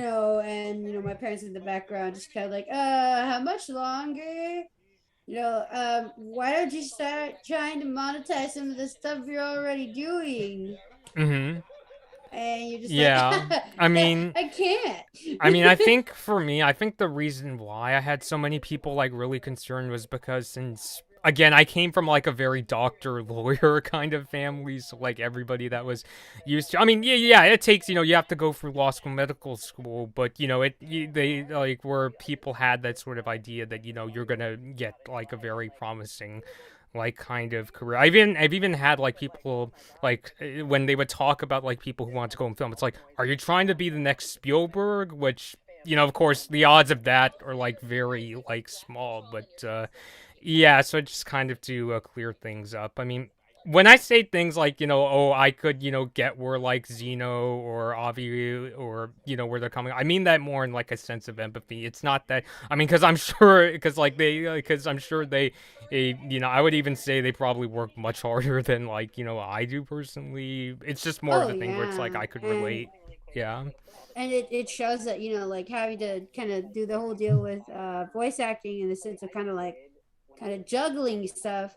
Pretty sure a lot of them were also like working other jobs just to kind of maintain themselves while they were getting into the getting into the scene, you know. Yeah. It's sort of like when, do you know who Randall Park is? Randall Park. He played Kim Jong Un in the interview, and he was also in that TV show, Fresh Off the Boat. He was saying that Oh like he my was god. working Starbucks, and he also went for a lot of skepticism because his family is like, shouldn't you be a doctor and that kind of thing. So Oh yeah. to kind of bring up like other people in the industry that like I've heard from. I mean, obviously, I never met Randall Park, but it's like I think it's cool when like they go on TV and they get to talk about what were some of the challenges they had to put up with. And I've learned it's not. It doesn't mean that you failed or anything like that. It's just welcome to this is how the cookie crumbles. This is kind of Yeah, life. yeah. Yeah, Talk about cookie crumbles though. Holy man. yeah, yeah. Unfortunately, Oh, I don't have like a chocolate chip cookie that I could just like it's just crumble. like Yeah, or kind of do the little salt thing is like yeah. but I mean like I don't know who was it? Is it Kristen Shaw? Mabel's Um voice actor. yeah, I think it was Kristen Shaw. I'm not sure if it was her and someone else, but I think I remember talking about even like this whole deal where she would even meet some of the people she had just worked for Mm-hmm. trying to audition for voice acting at her other job, which was like waiting at a restaurant. Uh huh. And like having this whole deal where she's like, "Oh shoot, yeah, I'm your waitress. I also auditioned for you just earlier today. Hi." Mm-hmm. Because she's it's the whole deal of like having to have something to keep you uh with kind of like taken care of as far as money goes while you're trying to get in through the door. I mean, Yeah. serious. I mean, like I'm here like you. Like I'm very lucky that I had like my family was just like, okay, you can be here with us. Just just don't sit on your butt too Yeah. much. Yeah. So it's funny because not to go on a ramble, but I think with social media nowadays, I've talked about with this you before, Gabby, where I see a lot of those people who like post about, we're having fancy dinners. I got a job at Honda, and those kind of people who are like, I mean, I'm sure some of them have like good intentions. It's not that they're all bragging, but there's a lot of pressure from those kind of people where it kind of like tricks me into thinking, oh, I'm failing and that kind of stuff. But it's just how life is. Oh, is Oh it over? yeah, yeah. Looks like it finished. Okay, cool. Yeah, Yeah, yeah. So, hey, that was fun. Like, what was I that's catastrophizing good. about? Like, I always get nervous whenever I do these streams, but there was another actor I wanted to mention in particular.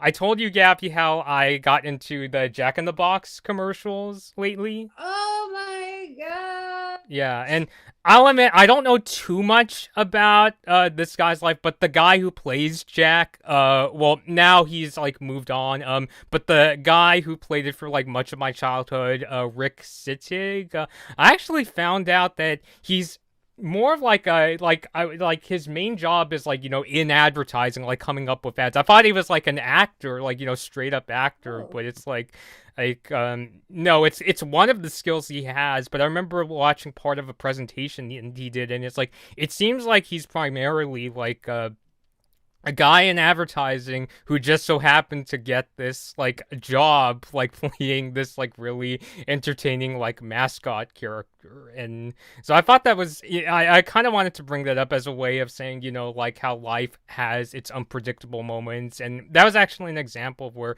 things, because I don't think this guy was like had this expectation that, oh, one day I'm going to be the Jack in the Box like mascot.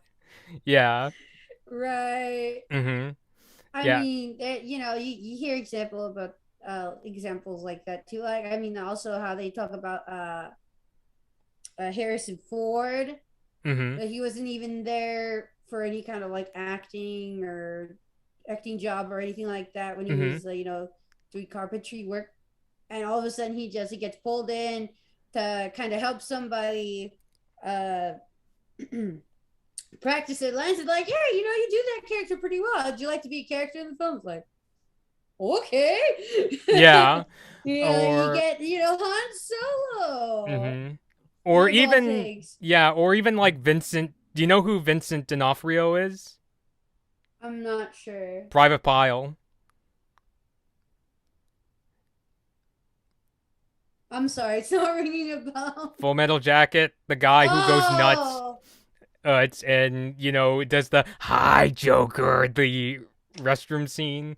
oh my gosh. Yeah, Okay, I think I know. Yeah. I watched this behind the scenes video of Full Metal Jacket where it sounds like he didn't have much acting experience before that movie. He just was kind of like, I remember he was saying he was working, I think it was like at the Hard Rock Cafe, and he heard one of his friends, another actor from the movie, I think it was Matthew Modine. I'm having trouble pronouncing his last name, but he heard, "Oh yeah, I'm doing this Kubrick thing. You want to jump in?" And boom, we got Private File. So yeah, I always That's yeah, I how they like always say networking. yeah. What a way to network, though. Holy Mac. Mm-hmm. Which, again, not to go off on a tangent, could you give me a second? I wanted to show you something that I got from eBay because I know that I mentioned before, like I started getting into like mascot characters.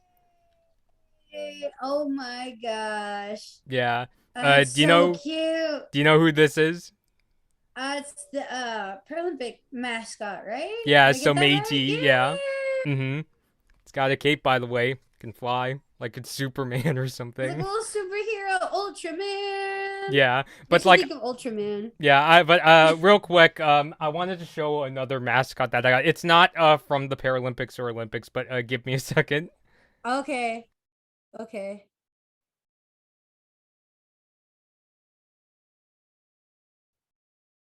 Oh boy. What's that? It looks tiny. Uh, Speaking of Jack in the Box, look what I got from Oh! eBay.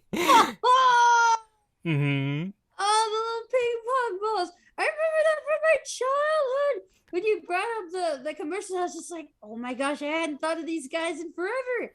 And that's so tiny. Mm-hmm. So iconic though. Yeah, Like, definitely. oh my gosh. Like, yeah, I don't know if I'll ever do like a video talking about like fast food mascots, but I'm usually like, I'm not really into them because I don't think they're designed really well and they just look weird. Like, I think like Ronald McDonald or Burger King or like Wendy, I'm just like, I'm not really into. But it's like Jack in the Box is like the only one where it's like I actually really like the design. And hey, It's the cute, ads it's work funny. because the other day I actually asked my mom because like I've only eaten there like once before, like when I was volunteering for like my high school's cross country camp, and Penny was like, hey, I had the nerve to go ask my mom, hey, can you go get Jack in the Box today? So I was like, hey, the ads technically worked. Yay! Yeah. I mean, I ended up going to Jack in the Box for a bit just because, like, I think it started when I was trying to try keto. Uh-huh. I did it for like a year. Mm-hmm. And so they happen to have like these like called like the extreme sausage sandwich. So, take off the buns, like, oh heck, just a bunch of like fat and protein, which is what you get to eat when you're on keto. So I was like, yeah, let's go. Yeah. Yeah. So I ended up going there a lot. Not even afterwards, I kept eating there because it's like you got good food. Mm-hmm. Really big though. All the serving sizes and like the drinks and all that's huge. Yeah. So But yeah, good. so I remember It's actually delicious. when I was so I remember just asking like, oh Ken, like I was asking if my mom could get like a sourdough Jack because like I was like, Oh, hey, okay. hey, I don't know too many other restaurants, because like I didn't just want like a usual like McDonald's burger. I was like, hey, they have it on sourdough, which I actually surprisingly liked. So Yeah, the sourdough yeah. is pretty good. I like that. Mhm. They have like for the breakfast sandwiches too. That's the other thing too. They have breakfast every day. Uh-huh. I'm a breakfast person, so if there's a place where I can get breakfast at any time of the day, Mhm. I'm sold. Yeah, so I think it was cool that I got one of these antenna balls. I mean, Heck because yeah. I just watched one of the commercials. It's kind of sad that like these days, modern cars don't have those stick antennas anymore. They have what they call the to shark put the fin little, antenna. Yeah. But at the same time, I kind of just like having. I actually have two of these because the eBay seller was like 2 for 1, so I was just like, why not? Cool. So they just kind of sit in my room because I guess one of the concerns I have if I did have a car with like a stick antenna is what happens if they fall off, like if I'm Yeah, driving. you lost the poor little guy. That would be cool. Yeah. And I can't. I keep thinking about like, cause I remember you sent me the commercial just the other day. It's like, guess who it is? And just like Richard Horvitz there voicing one of the little guys, Yeah. and I Yeah, I was like, was. oh my Hmm. gosh. Yeah, I sent that to you thinking that, you were going to recognize, because I went to the comments and somebody said there's two commercials I'm thinking of where Richard Horvitz, the guy who voices Zim and also Billy from Billy and Mandy, there's one I'm thinking of, one where the antenna balls are on a retreat with Jack, like, they're going camping, and one of the antenna balls is like, Jack rescued me from a wild chipmunk, and when he says, I love you, bro, it sounds a lot like Zimmerman, like that Richard Horvitz, like, kind Yeah. of strained, like, kind of voice. Or this Christmas, That and this the holiday one, Christmas one. yeah, where, there's a New Year's antenna ball with like a noisemaker, and because it's not like a Christmas ball, it's like being put on this guy's antenna in like the freezing cold, and he's like, I want a string, I want a string, and again in that Richard Horvitz, like, kind of Invader Zimish screaming kind of voice. Yeah. And now Yeah. I'm just thinking like I kind of want to see if we showed it to him and we're just like, hey, look who it is, and be like, Yeah. oh, Yeah, I honestly, I tried to go look up, like, is this listed on IMDb? I'm not saying I don't believe it's Richard Horvitz. It sounds a lot like him, but I think it would be cool if, like, if he ever came back to, like, Long Beach Conga Expo. I want to ask him, like, do you remember doing this? Is this, you doing a Jack in the Box commercial? yeah, just kind of like give you the poor guy some sort of like you kind of like PTSD moment where it's just like Mm-hmm. whoosh. Like, I haven't had a Jumbo Jack in God knows how long. I don't know. It's like it just so happens that that he had like some sort of horrible experience doing that, or like he had like a bad sourdough jack or something, and he's like, oh Mm-hmm. no. And, I think, like, they made a commercial to kind of address the people who have lost antenna balls, like if they put them on antennas and they fall off, because they Oh did my a commercial god. where, those kind of police recording commercials, or like on TV when they do the thing where they show the recording of somebody calling the police, and somebody like calls them saying, I lost this person, my boyfriend Dave, and the officer figures out, oh, you're talking about an antenna ball, and is like, ma'am, just go to a Jack in the Box and get another sourdough Jack. You'll get an antenna ball for free. So, uh, but unfortunately, as far as I know, I don't know if Jack in the Box does the antenna balls. I I certainly didn't haven't get heard them one. doing that anymore. Yeah. And I guess the big question is, how would people use them if they don't have a car that has that kind of antenna? pencil toppers.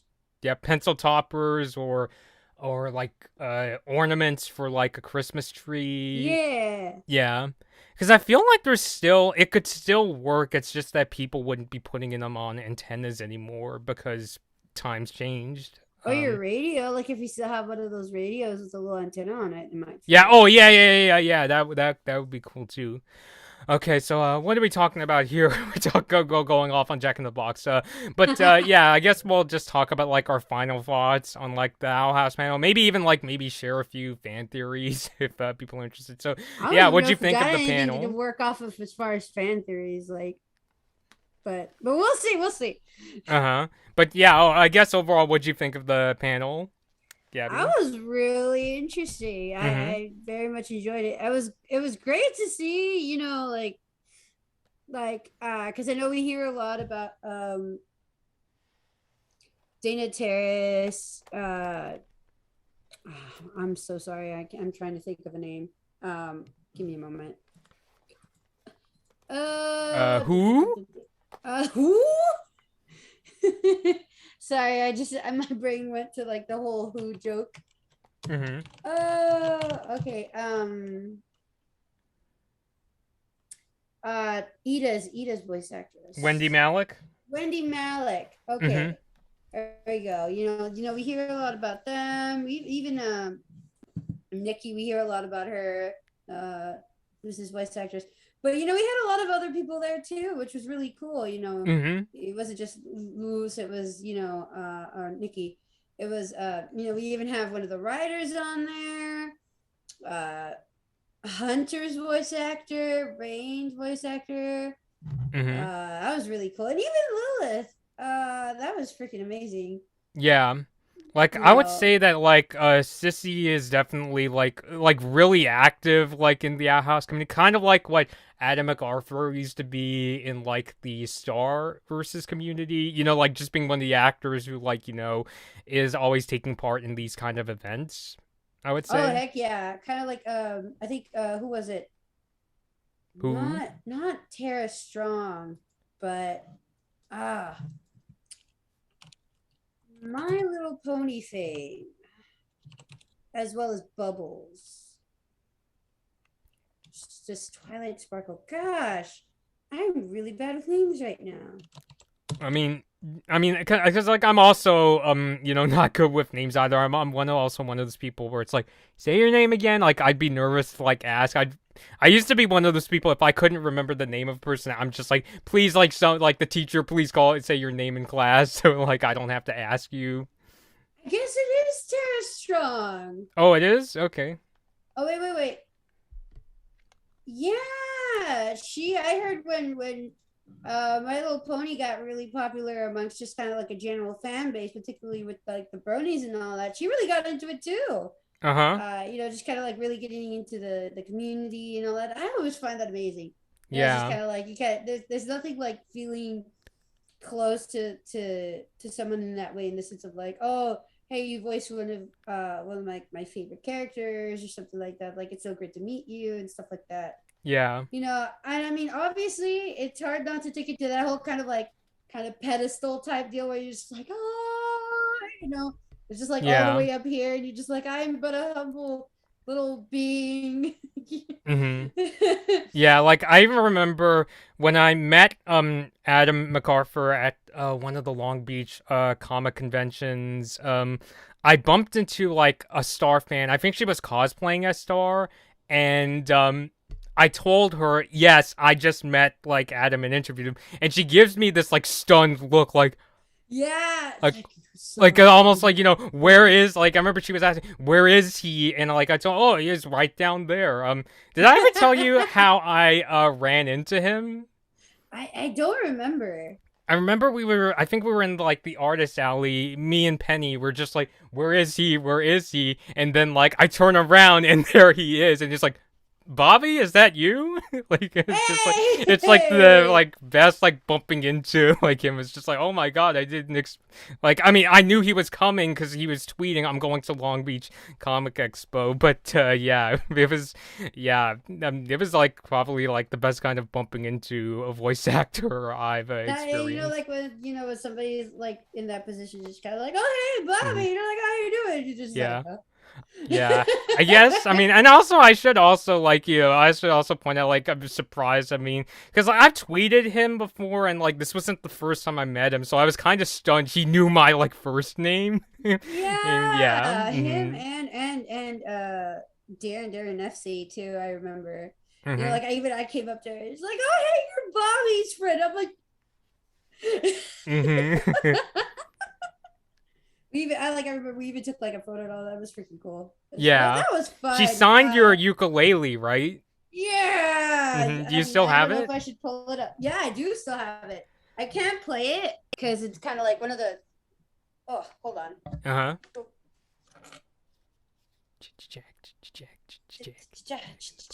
Oh no, you can hear me?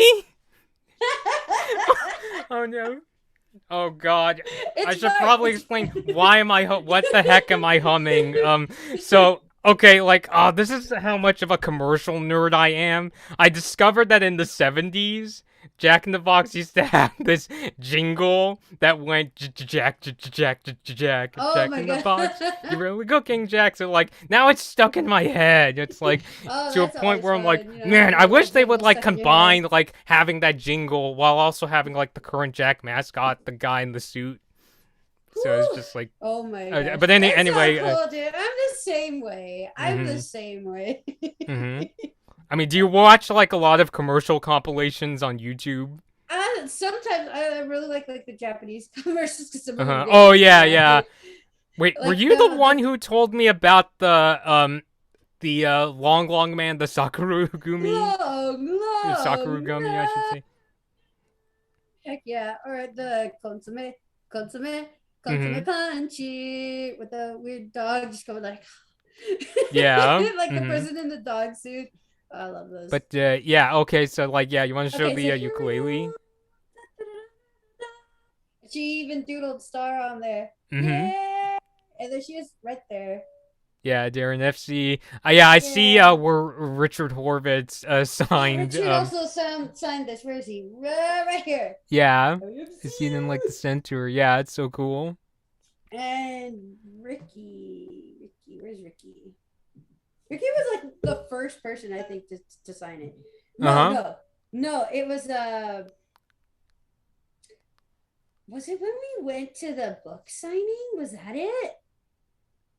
Was I feel it? like it was either Ricky or when we went to get the book signing. But because I didn't have a book, but I brought my ukulele. I'm like, hey, you want to sign my ukulele? Mm-hmm. Yeah, sorry. Like, my memory is kind of failing me right mine now. too. Like this is like, where did I see it? I'm staring at it and I can't see it. Oh,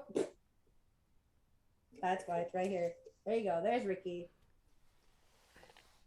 Oh, yeah. I see Ricky's name there. Yeah, Gur's voice actor. But yeah. Oh, but it was like I got a couple of people to sign it. Mm-hmm. Gaz on here. Yeah, Melissa Fawn's name. Yeah, Melissa Fawn. Oh, okay. But yeah, that was always fun. I miss going, going around just be like, hey, you want to sign my ukulele just for the heck of it? Yeah. So it would be so cool to like if they ever do like an Owl House event after, of course, after the pandemic. I think that would be awesome if there was like an Owl House event at like Gallery Nucleus. I've talked a lot about how even, I mean, she wasn't in this panel, but if I got to meet like Mae Whitman, I think I would just completely lose it if I met like particularly Mae Whitman and Gray Griffin because they voiced like so many characters I think we recognize. Mae with Avatar and Owl House, Gray with Star. God, there's so many shows to name with Gray. She's in like everything I seem to bump into. Avatar, Fairly Odd Parents, Danny Phantom. I think she's also played she's played some characters in like Owl House, mostly like background characters. Like you pointed out, like it seemed like she played like a character in Ida's Requiem that sounded a lot like Moon. Yeah, and then I was going back, and she was in an earlier episode too. With the walking house, where they possess Hootie. For the moon, was it Moonwake? And they're going around, and then the monster hunting team. The same witch is in the the monster hunting team. And it's like, oh, I'm like, wait, how did it take me almost an entire season to notice you? Yeah, I mean, like I could relate because like I'm not, I mean, I don't think I consider myself really good with like recognizing voice actors because like I said with Amity, I didn't recognize Mae until like I saw her name like on like a website saying that she plays Amity, and when I go back and watch the episodes, I could kind of hear Katara whenever Amity speaks, especially if Amity's speaking in like a calm sort of way. It kind of reminds me of Katara. So yeah, and that's the other thing too, and the part of like the aim, at least I imagine with voice acting sometimes, is the whole deal of like kind of making yourself sound like someone else.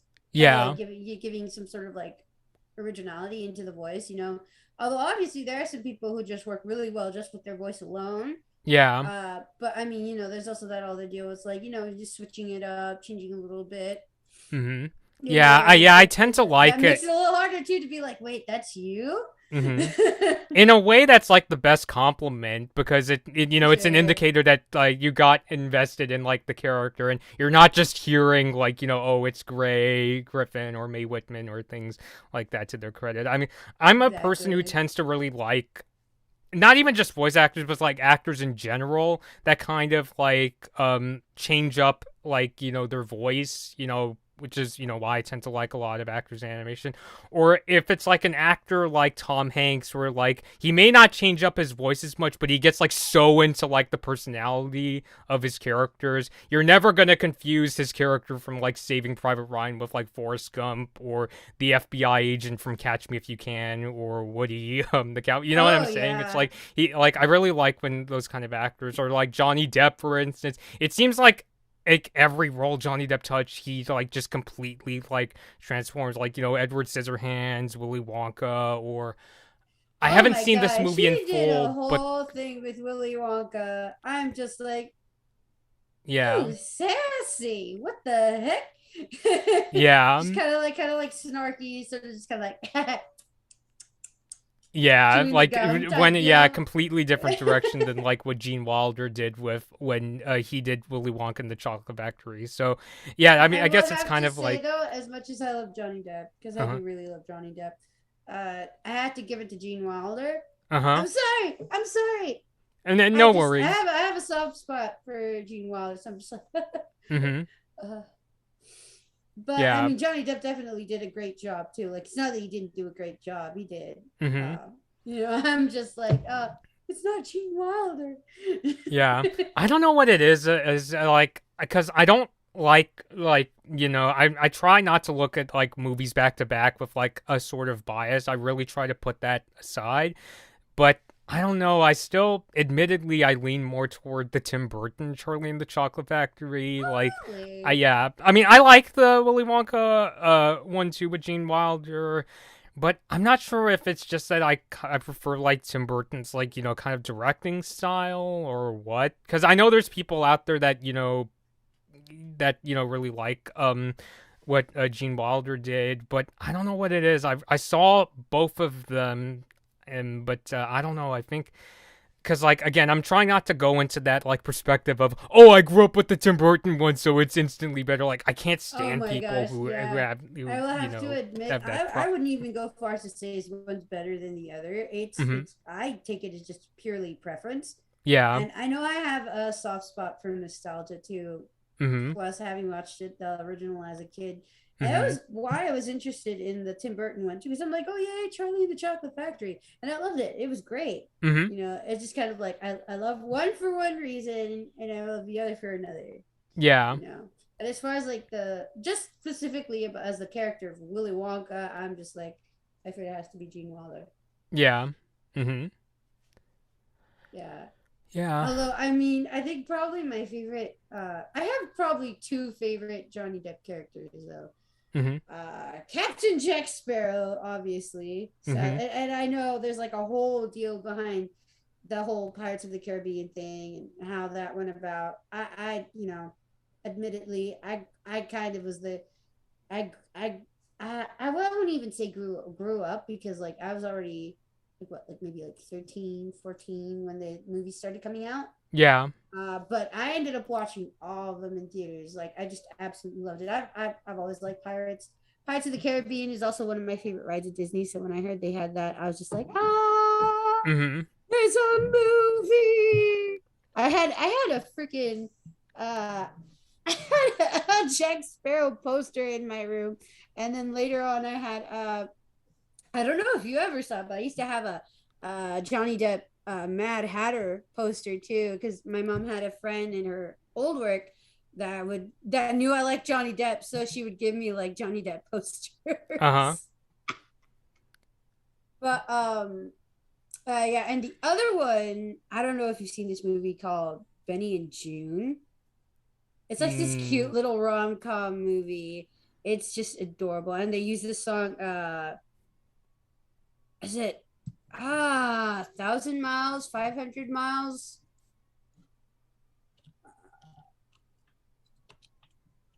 Uh, 1,000 miles. Yeah, no, I think it is 500 miles Uh-huh. by the Proclaimers. There you go. Yeah, that's actually I think even in the music video, they Mm-hmm. include clips of the movie, and it's Johnny Depp plays this like really quirky, weird guy who falls in love with this other girl who has like I don't know exactly what she has, but you know, she does a lot of weird stuff. Mm-hmm. And her brother takes care of her. And oh my god, I just loved his character in that movie just because he's so sweet Mm-hmm. and just kind of like he's like a Charlie Chaplin fan. And so you're seeing Johnny Depp in the middle of a park, just kind of like kind of doing like a little mime-ish sort of Charlie Chaplin bit. It's just I don't know, my heart melted. I was just like, it's so cute. Yeah, I So see. yeah, Mm-hmm. I what was his character's name? Benny and June. I don't know. I think you might like it. Possibly. It's not Tim Burton at all, but I know you're kind of like a bit of a romantic, right? Mm-hmm. Yeah, so Or I definitely recommend that. His yeah. character's name is Sam. Mm-hmm. That's a very kind of simple name, but I mean, he's great. Yeah. And it was like kind of like his younger stuff too. Mm-hmm. Like he was a little like early stuff. So Mm-hmm. I mean, there's that. Friday the 13th. No, not Friday the 13th. A Nightmare on Elm Street. Mm-hmm. My Oh bad. yeah, yeah. Yeah, the whole bed with the sport, with the I blood. see. Uh, Yeah, like I think for me, I tend to lean more towards like that kind of puppy love thing. I think that's why I tend to like ship things like oh Starco, yeah, I'm the Lumini. same way. I like. I like how when you're talking about like shipping and stuff like in anime and stuff, I know the terms used, at least used to be used, like fluff, Mm-hmm. where it's all like the hugging and kind of like the blushing and all of that. And I was like, that's all I'm really into. Mm-hmm. I think it's adorable. So I've always loved that. So Yeah. I would definitely recommend Benny and June if you want to give something like that a try. It's like probably I always used to say it was my comfort movie. I think it still kind of is. It's been a while since I watched it, but I really love the movie. I've seen it like at least 4 or 5 times. It's Uh-huh. great. Yeah, I but like how we went on this whole Johnny Depp mm-hmm. tangent Yeah. while we were Although talking about like granted, one needless of stuff. the big things about the panel was they kind of went into like what the challenges of an acting career, and like I said, one of the things I did like when the host was asking was they were asking just not just Owl House related questions, but also with things like more career related questions in general, which I think it's why, I mean, I know we've done like some really amazing, even like the interview we did with Darren FC and Amber Benson and Dominic Bisignano is probably one of my favorite videos that we've worked on together. I agree. I am Yeah. also the kind of person where I'm always thinking, what are like, some questions we could also ask on top of, the things that we asked. I mean, we've asked fun questions too. Like I remember I tried asking like the Star Crew, who do you ship? And Darren FC was like, "You're being tricky." Like so Oh she told me you're yeah. being tricky. Or we go up with like with the questions from the fans for Ricky Yeah. Simmons. They're like, do you eat do you like chicken and rice? Hmm. Yeah, I mean, I still like asking the questions like when I go to my followers, and we're still gonna do this like if we do get a chance to interview like the Owl House crew, I still think it's cool. Or I remember I wanted to ask Darren um something like did the characters get beat up too badly and that kind of Oh. stuff. Yeah. Which Is I could that sympathize, like especially these days, because I know, as we get older and start to notice this kind of stuff more and more, I could see why people would ask, ooh, I hope like this character wasn't hurt too badly. that and then you have like little bits in the shows now where they kind of address that. I mean, even like that, like I don't know if you saw an episode in Steven Universe Future where they even address Steven's trauma. I saw like a bit from an episode where like apparently his skeleton is just like shattered or something like that. Fractured like all over the place. Uh huh. And I'm just like, oh gosh, why would you make that canon? Ah! I don't. But at the Yeah. same time, it's a real eye opener too, because it's a like it worked. A lot of people thought it worked a great way, and I agree too, in the sense of kind of like representing like internal damage, like emotional damage and stuff like Mm-hmm. that. You just gotta take the opportunities. Oh. It's like, hey, trauma is real. It's not physical, but here we can come up with like a physical representation for it and then explain it. Mm-hmm. Which I thought was great. It's kind of like taking that twist, like, hey, you make a good point. Let's do that. Let's Uh-huh. break that down. I see. Yeah. Yeah, giving a poor teenager existential crisis. Mm-hmm. Oh gosh, for the sake of like a little kind of like moral type deal for the story. I mean, I love it, but at the Uh-huh. same time, it's the little things like that. I look at Rebecca Sugar. It's like Uh-huh. are you enjoying this? Is that like a thing with like Rebecca Shaw? Because I notice people like point out it's like, do you enjoy like sadness and that kind of stuff? You know what she literally says in one of like her interviews? Just like, I What? think crying is funny. Oh, okay. So that would explain. Yeah. I'm just like, what? Mm-hmm.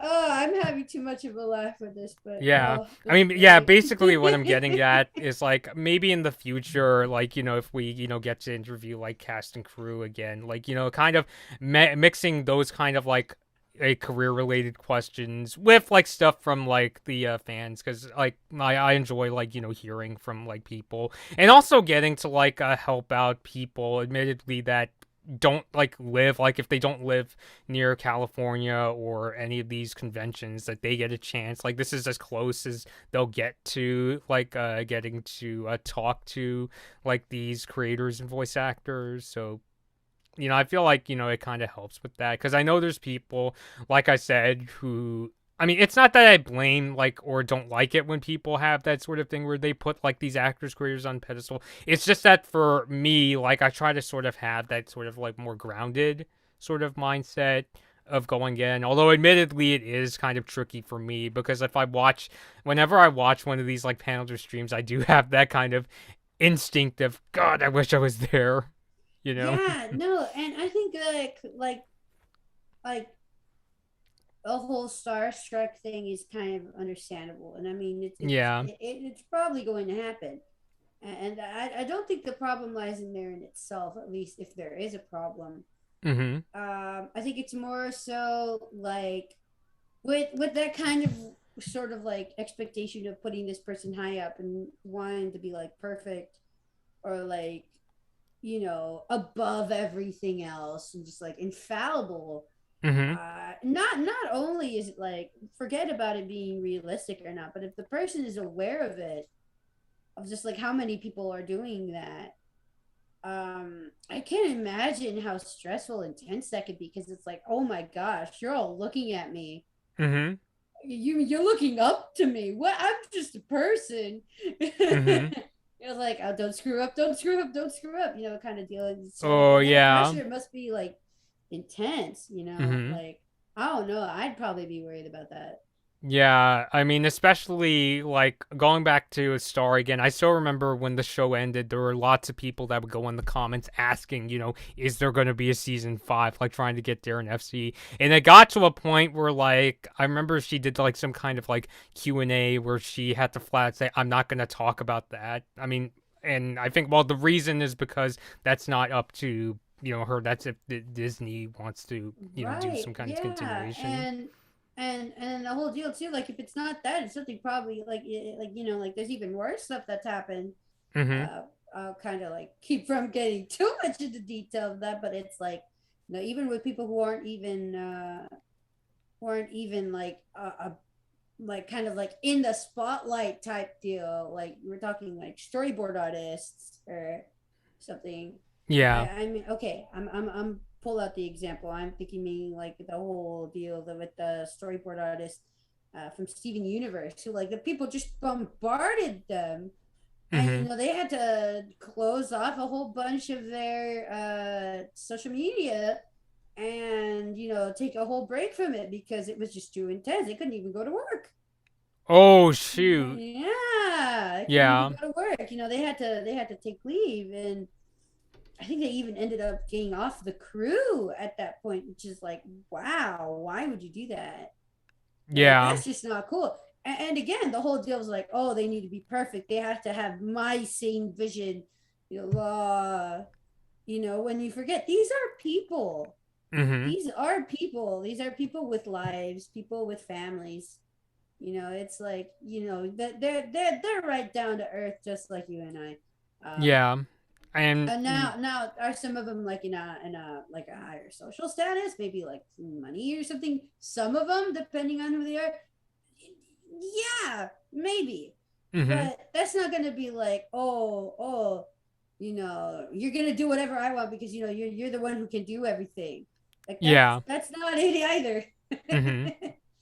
you know. Yeah, so I guess for me it's something I try to keep at bay cuz I try to be of that kind of like that sort of journalistic mentality of like not going off as like a complete fanboy, but just looking at these people of, oh, this is somebody I should interview as somebody who either created or worked on or does voice acting in the show. So I wanted to ask them, and like maybe talk a bit about like the behind the scenes. Cause I noticed in particular that's like something that's really difficult to find for me. So it's always like, good when I get those kind of chances. I mean, watching panels like this and, I remember like that was why I mentioned in a previous stream. I thought it was. I mean, this was kind of sad to know, but when Dana Terra said the reason there was not much Owl House merch is because there's Owl House didn't get to 50 episodes or something like that. So Yeah, I think that's not like I think I remember it being something along the lines of it's funny how Disney only decides to do merch for shows that have like 50 episodes or so or something yeah, like that that. go over Yeah. that. So Yeah. yeah, so And like I yeah, meant. I'm sorry. I'm so salty about that. I can't help it. Mm-hmm. But I mean, I'm still thankful we have Owl House. Hopefully, at the very least, there'll be some sort of like DVD or something. I can't help it. I just really want like a DVD. Like maybe I'm a Shout DVD Factory could person. make like a DVD like Yeah, collection maybe. of the Owl House. Because I mean, I already have Steven Universe. My boyfriend gifted me the Steven Universe one. Uh I've huh. been meaning to get like the Enchiridion for Adventure Time too, because I I love see. Adventure Time. But like it's just like I haven't read that. It's like I love you. The show is so crazy and so like there's so much in this show that moved me. Like I gotta have something that I could be like, yay. Mm-hmm. And I mean, it's just like a giving having an opportunity to kind of like put money into that, into the people who worked on that kind of show. Uh More huh. importantly, because it's just kind of like, okay, this is the kind of stuff people worked really hard on. I want to make sure that people know that this was great. You know, Yeah. and especially in cases like this with the Owl House, where it's just like we know there's a lot of people out there who love the show. There's a pretty big fan base out there. Mm-hmm. But it's just like it's somehow it's still so niche that it's kind of like all like underground almost, just kind of like, yeah, it's really well known, but at the same time it's like it's not so much in the spotlight as it could be, if that Yeah. makes sense. Yeah, So. like definitely underrated. Uh huh. Like not like I feel like more and more people would hopefully be into it, but I don't know. Yeah. So. Yeah. Oh, I'm losing. I'm losing my train of thought here. But yeah. So. I'm still kind of holding out a hope that one of these days we could meet the Owl House crew. That would be amazing. Yeah, I mean, I know, like, I don't want to keep like going on and saying, "Oh, I wish I could meet them," because I'm getting into theoretical and I start to get kind of envious and that kind of stuff. But I mean, I can't help but imagine if we would have, like, if the pandemic hadn't slowed things down as much as it did, if we would have had an Owl House thing for Gallery Nucleus already. yeah, there is a. I remember hearing they are doing one for Infinity Train, but I'm not sure. Frankly, I'm not really sure if I'm gonna get to go out to those kind of events until like after like the pandemic is over. So, We but gotta see. Yeah. yeah, I mean, if I can get into it a little bit from what I've noticed, there is like from what I've seen a bit of a spike right now. Hmm. But hopefully it looks like it's not gonna be as much of a spike as it was before. So fingers crossed. Yeah, fingers crossed. I'm just like I'm ready and raring to go back to that kind of stuff. At least to the point where it's like ready for kind of like, how should I put this? We're kind of like kind of get the ball rolling at least, and just kind of saying, having a set date for like when we can start seeing stuff coming back, in the sense of, I was already like, I'm getting vaccinated, I'm a mask, we're gonna do this. So hopefully things clear up soon Yeah. enough. I Yeah. mean, not to like send a ton more fans after like all these creators and crew, but something I've learned from like in terms of like getting the chance to interview these people, I think what worked for us was it doesn't work if we just like send. I think I remember trying to send like a message to Darren FC on Instagram. This is before like we got to interview her, and I got nothing. And I think the reason, I mean, I'm not angry at like Darren FC, but I think the reason is because when I'm just like another face on Instagram, it's like, I'm one of how many people trying to talk to Darren FC and things like that. Whereas when we Right. go visit her at like an event and, bring the camera and say, hey, I got this YouTube channel, it's much more like apparent, like, oh, okay, this is not a person who's just, another fan. This is somebody who, works on these kind of videos and that sort of thing, where when it's a thing.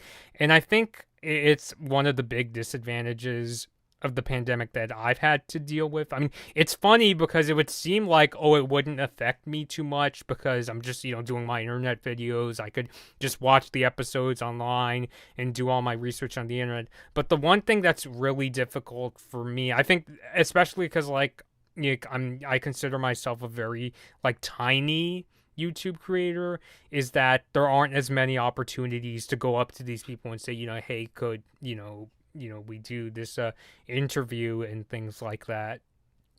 So, Right, yeah, especially with the whole trying to, like it's like you said, like trying to contact like through Instagram or something, like unless it's someone you've already gotten the chance to sort of be like, oh hi, hey, my name, like I'm so and so, I do this on my channel and blah blah blah. They're not gonna have a face to recognize or anything like that, and it's just kind of like, oh, okay, you're another person. yeah. Cool. Yeah, I even remember like trying to ask Darren FC if there is a way to meet Matt Brawley, the Amphibia creator, and Darren was saying, you could like send him like fan art or that sort of stuff, but regardless, just remember to be like polite to Matt. I mean, I still haven't met him to this day. But I'm just kind of talking about like sort of my experience with like interviewing creators and things like that. So Oh yeah, it's yeah, definitely and something that like I would say that we both like miss doing and haven't had too many absolutely. chances to do because I feel like that's like the one challenge, like one really big challenge of like trying to fill that void. And I think that was so cool when I did that stream, like going over that Comic-Con panel where they had like both the Amphibia and Owl House crews. And just like talking about what did they bring up in the panel and things like that. You have seen it, right? Like it was the one where they had that like that reading where they did like a crossover of like the Amphibia Yeah, that was characters great. meeting the Owl House characters. Yeah, with the portal. Ooh, excuse me, but yeah, that was a lot of fun. And holy Mac, like when I saw everybody going on there, I was just like, whoa, what? Yeah. That was like pretty crazy. And yeah, I think the reason why that stream blew up, I mean, first of all, I really wish like Comic Con would like put up like some kind of like thing where they're like, okay, we're gonna put up this panel at like this time. Because I remember like me and like my buddy were like just kind of scrambling to find this video, and I think lots of people confused that stream with being like the one. Which, Oh I'm very no. thankful to like, all those people, who came by and checked it out. I'll be real, it kind of boosted my subscriber numbers. So I hope at Yay! the That's very always a good least, thing. and I even noticed that after that stream, some of the reviews we did together, the views went up a bit. So like I Oh, noticed, really? yeah. So Okay. while Gee, like, I'm a little nervous now. oh shoot, No, but it's okay. It's okay. but yeah, I just hope like for those people that they got to stay and like check out the Owl House reviews, because like this panel, I didn't put up the Comic Con video, one because I had trouble finding it until it began, but also because knowing Comic Con and how like I've heard horror stories about like people filming like Comic Con exclusive trailers and that not going well, and how, because I've heard Comic-Con has like very strict rules about you can't like film certain things. That was why I didn't put the panel in that video. It was kind of like this stream where we were just like reacting to things we heard and stuff like that. Right, yeah, and like we're here to just kind of like supplement it, we're not necessarily here to just kind of be like, oh hey, here's a stream. Yeah, There you put out like a trailer for the next half of season 2. I am thinking of doing like a sort of live reaction. I'm not making promises because our schedules work really differently. It is risky because Oh yeah. Disney honestly has given me trouble with like some of the trailer reactions I did in the past. I remember we went to a movie once, and during, I forgot which movie it was, but like when the trailers were playing, I looked at my phone and I got an email saying Disney has blocked, or maybe not Disney, but somebody like, has like blocked your Dumbo trailer reaction due to copyright reasons. Uh-oh. Oh Yeah, yeah. I yeah. remember that video. Mm-hmm. Yeah, it's sometimes not even Disney. It's sometimes even like, oh, if it's like from another studio that did the music, they'll like, throw. I mean, I've never gotten a copyright strike, but I've had videos claimed and, blocked before. Oh. Yeah. I think the most I got was like I had an old high school little baby project I had on there, and I was really into Chucky, so I put the Child's Play theme on it, and then Universal's like, nope, we're muting the audio. Yeah. So, yeah, it's just the kind of thing. I don't know. I know that our friend Steven had to deal with a copyright strike once. Did he tell you that?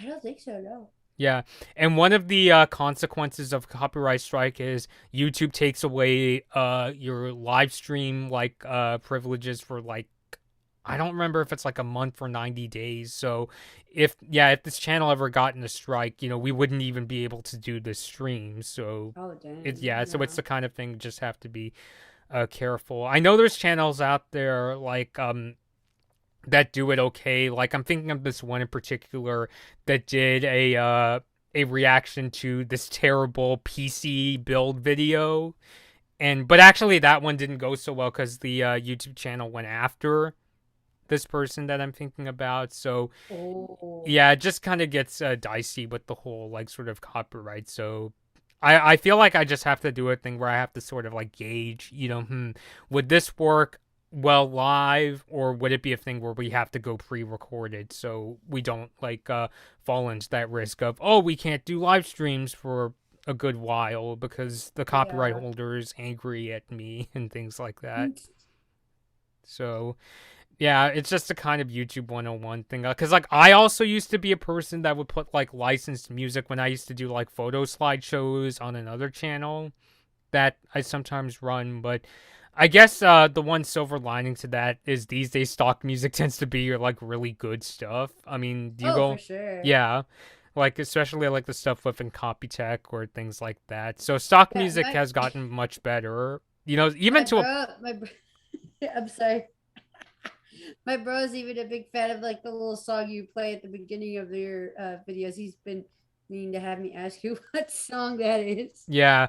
I think like I'll double check the name, like just to be sure.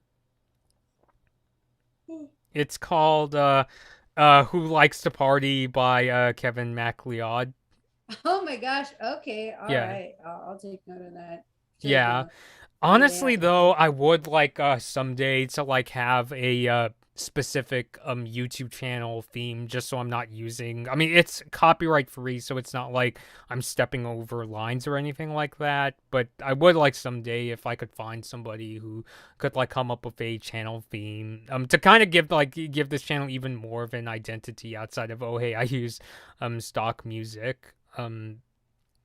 But it Oh is an yeah. idea that like I've been thinking about for a while.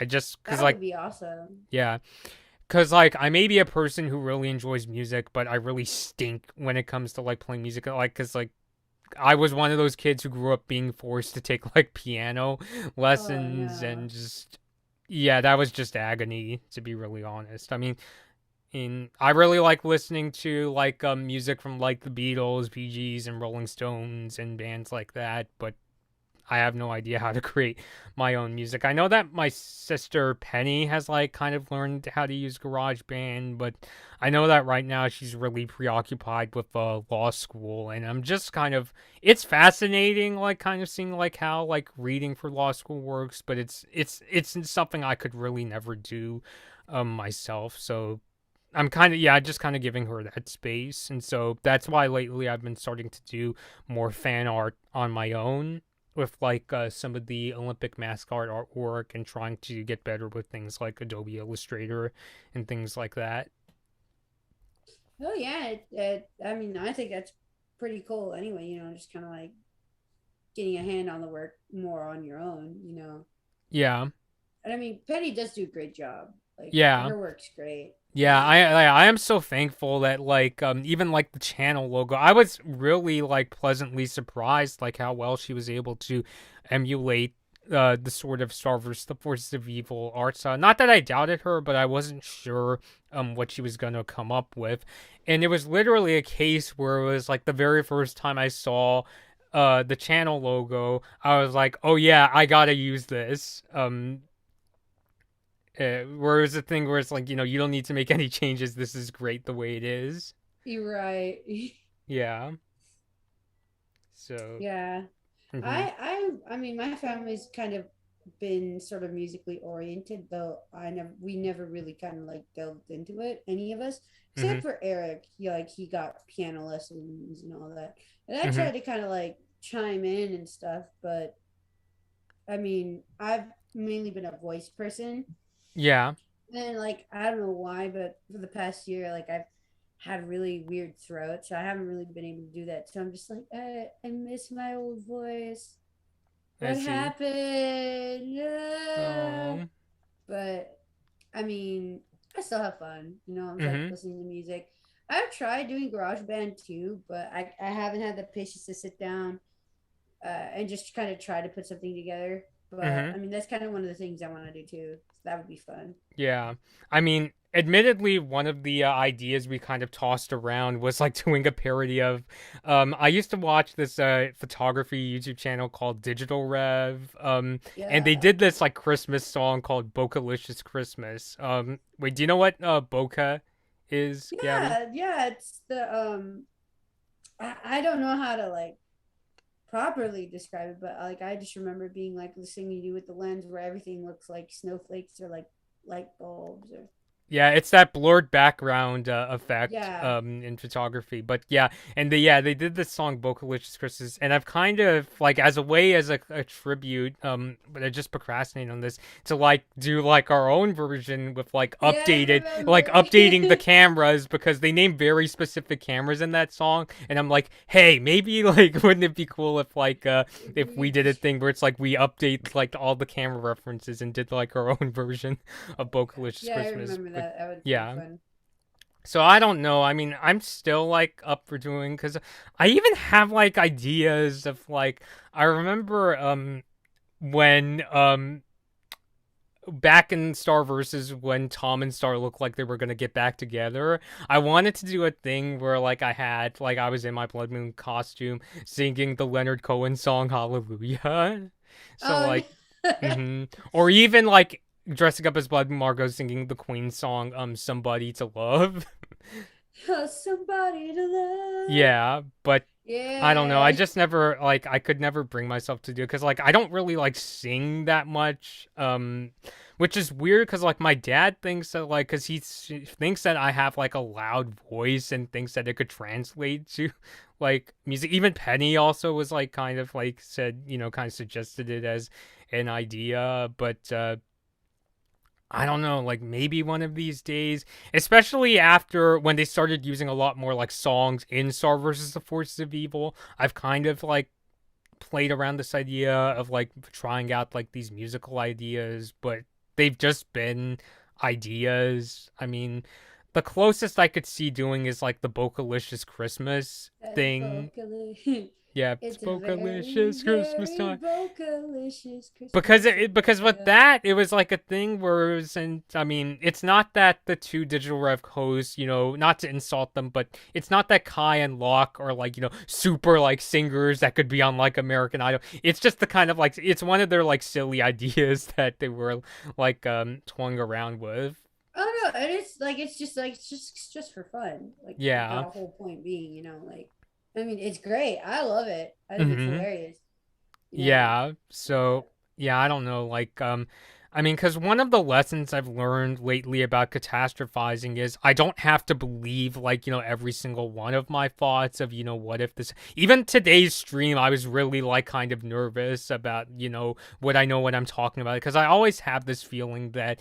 I guess it's imposter syndrome where I'm like, I have this feeling of I don't know what I'm talking about. I get the same thing. I mean, Yeah. just today, I'm like, oh, am I going to make a complete fool of myself? Am I just spouting garbage? Yeah, but yeah, but it's good that we do this like together, so we have like we have like somebody to bounce off of if they bring up something that like I don't know what this is and that kind of stuff. That was why, admittedly, during the stream, I wouldn't. There were times where I didn't say much because I was kind of like like thinking, are you gonna have something to say about this and things? Oh God, but yeah, Oh, no, me, I've just kind of learned to sort of just roll with it. yeah, I was like, oh, okay, sure. You know what? I'm mm-hmm, gonna do it. You know, I know there's like I follow this one YouTuber who does stuff for like ADHD, uh-huh, and she has this weird little song, and part of it is like, do it badly, do it terribly, but you did it. yeah, So I kind of try to keep that sort of mentality. It's like, as even if we mess it up completely, at least we did it, we got it done, and yeah. there it is. And then one day it won't be so terrible It's and at least bad. experience. I mean, like, did I tell you Yeah. about the worst case of like uh that probably my worst like horror story of what it's like to come under fire from the comment section? I think it's been a while since we talked about that. Yeah, it was back when I was doing tech videos, and I did this video on this Nikon DSLR that was coming out, and I was like really fired up in the video because it had very similar specifications to the camera that came before it. And they took away, like, one of the things I didn't like was they took away the microphone jack that used to be on like prior versions of the camera. So I Oh, just made okay. this video saying, oh, go buy the previous version. And oh my God, I mean, it got views, but the hate towards that video was just. It's one of the worst received videos I've ever done. There were like somebody was like saying, well, go look up the prices on Google. It's much cheaper than the MSRP. And just like really like, intense, like, like, an intense response. And it was so bad I had to like, take down the video. Like I put it in private. So, Ooh. I mean, that's all. That's kind of one of the things I think, particularly with kind of like, oh, I work with this or I use that. It's just almost like people get kind of like defensive, like this is the way you're supposed to do it. yeah, And it's just like different things work for different people, dude. It's yeah, like if you don't agree with it, that's fine. That was always allowed. mm-hmm, I yeah, just thinking of like the Rick and Morty meme where it's Jerry trying to get out of like the Jerry daycare. Uh-huh. And he's like, they're like, I'm gonna go out of the door. And it's like that was always allowed. Mhm. Yeah. So it's like, yeah, of course you can disagree, Mhm. because you have different, like, yeah, you're looking for something else than I am, Yeah. like one person may really use the like the little audio jack, and some people don't, and that's Mhm. fine. Yeah. Mhm. And if you had the money, great, use the money. If you don't, that's okay. Use whatever you can. Yeah. That's So, fine. Nobody's saying, "Oh, you have to get this one." And if they are, they're probably being a butt. If they're yeah. like, "Oh, you have to get this one. This is the one you have to have Mhm. because this." It's like, but that doesn't apply to me. It's like, then don't apply it to yourself. That's Yeah. fine.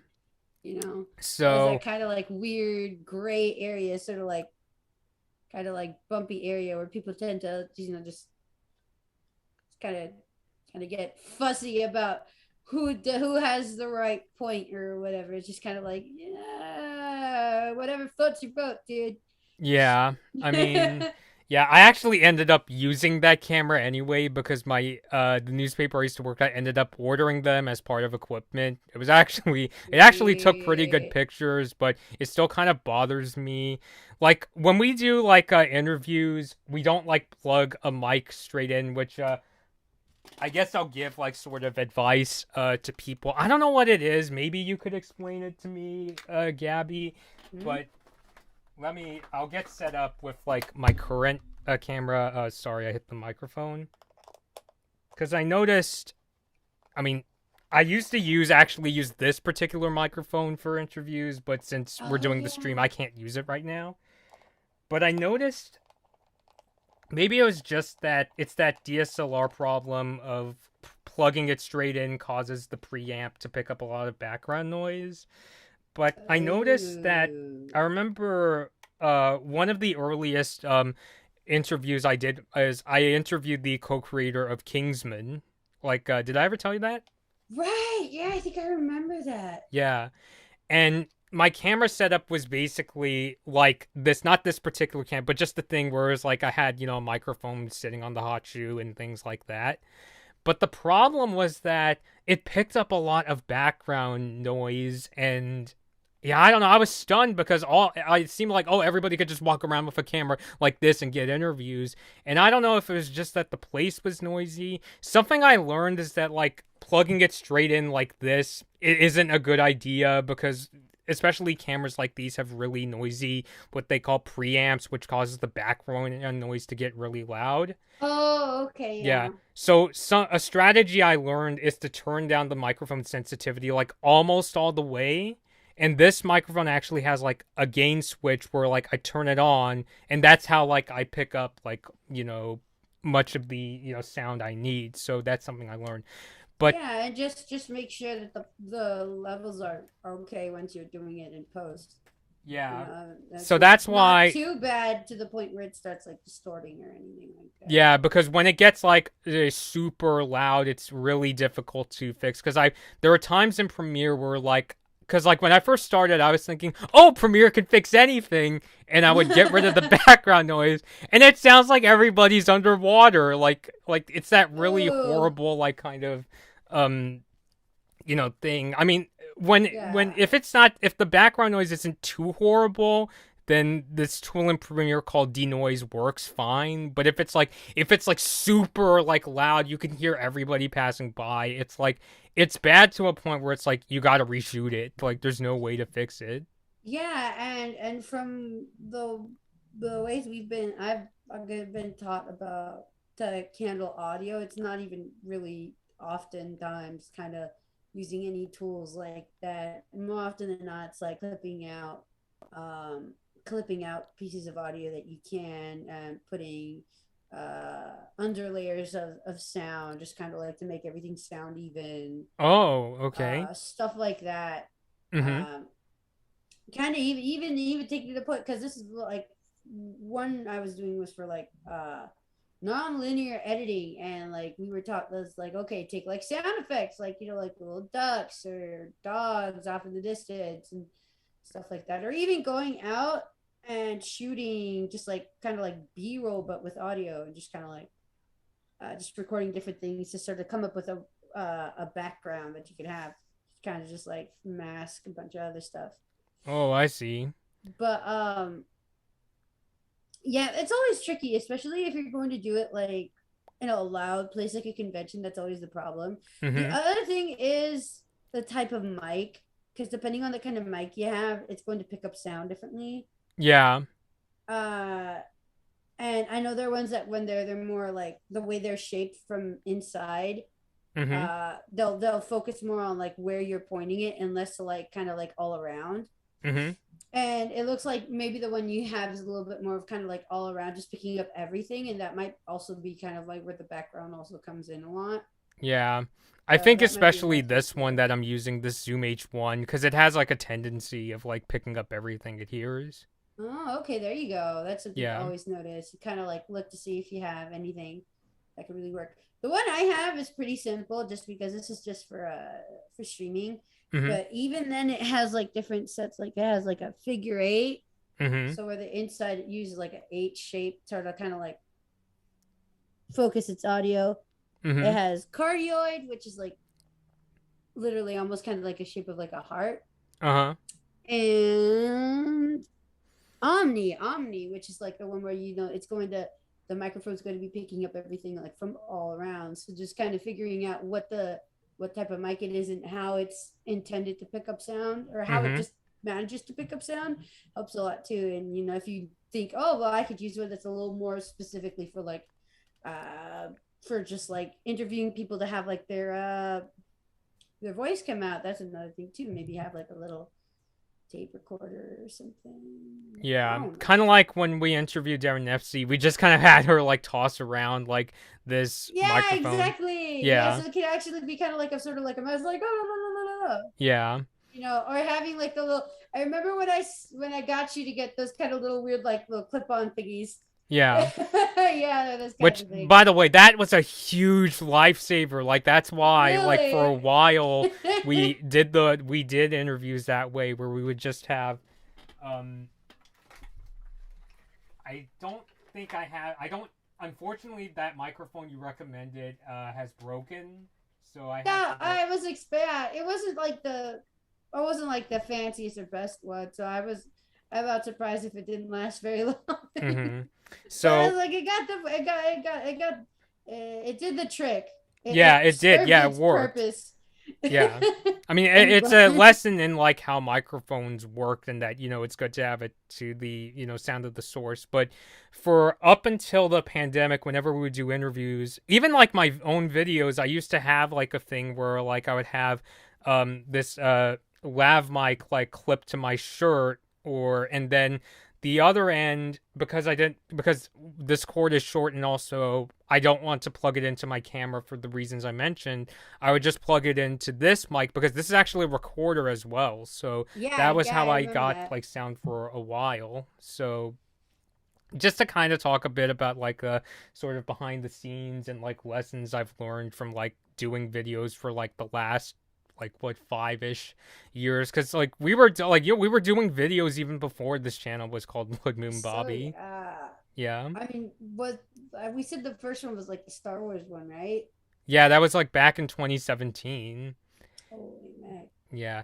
Yeah, I wished I could like go back in time and like tell my 2017, 2016 self that the struggles I'm dealing with equipment or learning how to use Photoshop and things, it's not because I'm stupid. It's just that, I just have to give myself that space, cuz I unfortunately have this problem where like every time like I would screw up with those kind of things, it would just bring back memories of me getting like laughed at in like marketing or English class like in high school and Oh, college. that's not cool at all. Yeah, Okay. until I learned to basically like just to leave those kind of things in the past, because it didn't occur to me that people just they leave that into like ancient history and it no longer like bothers them, Yeah, because like well, yeah, there's that, or the other thing is that most likely the people who even did it are like, oh, I don't even remember.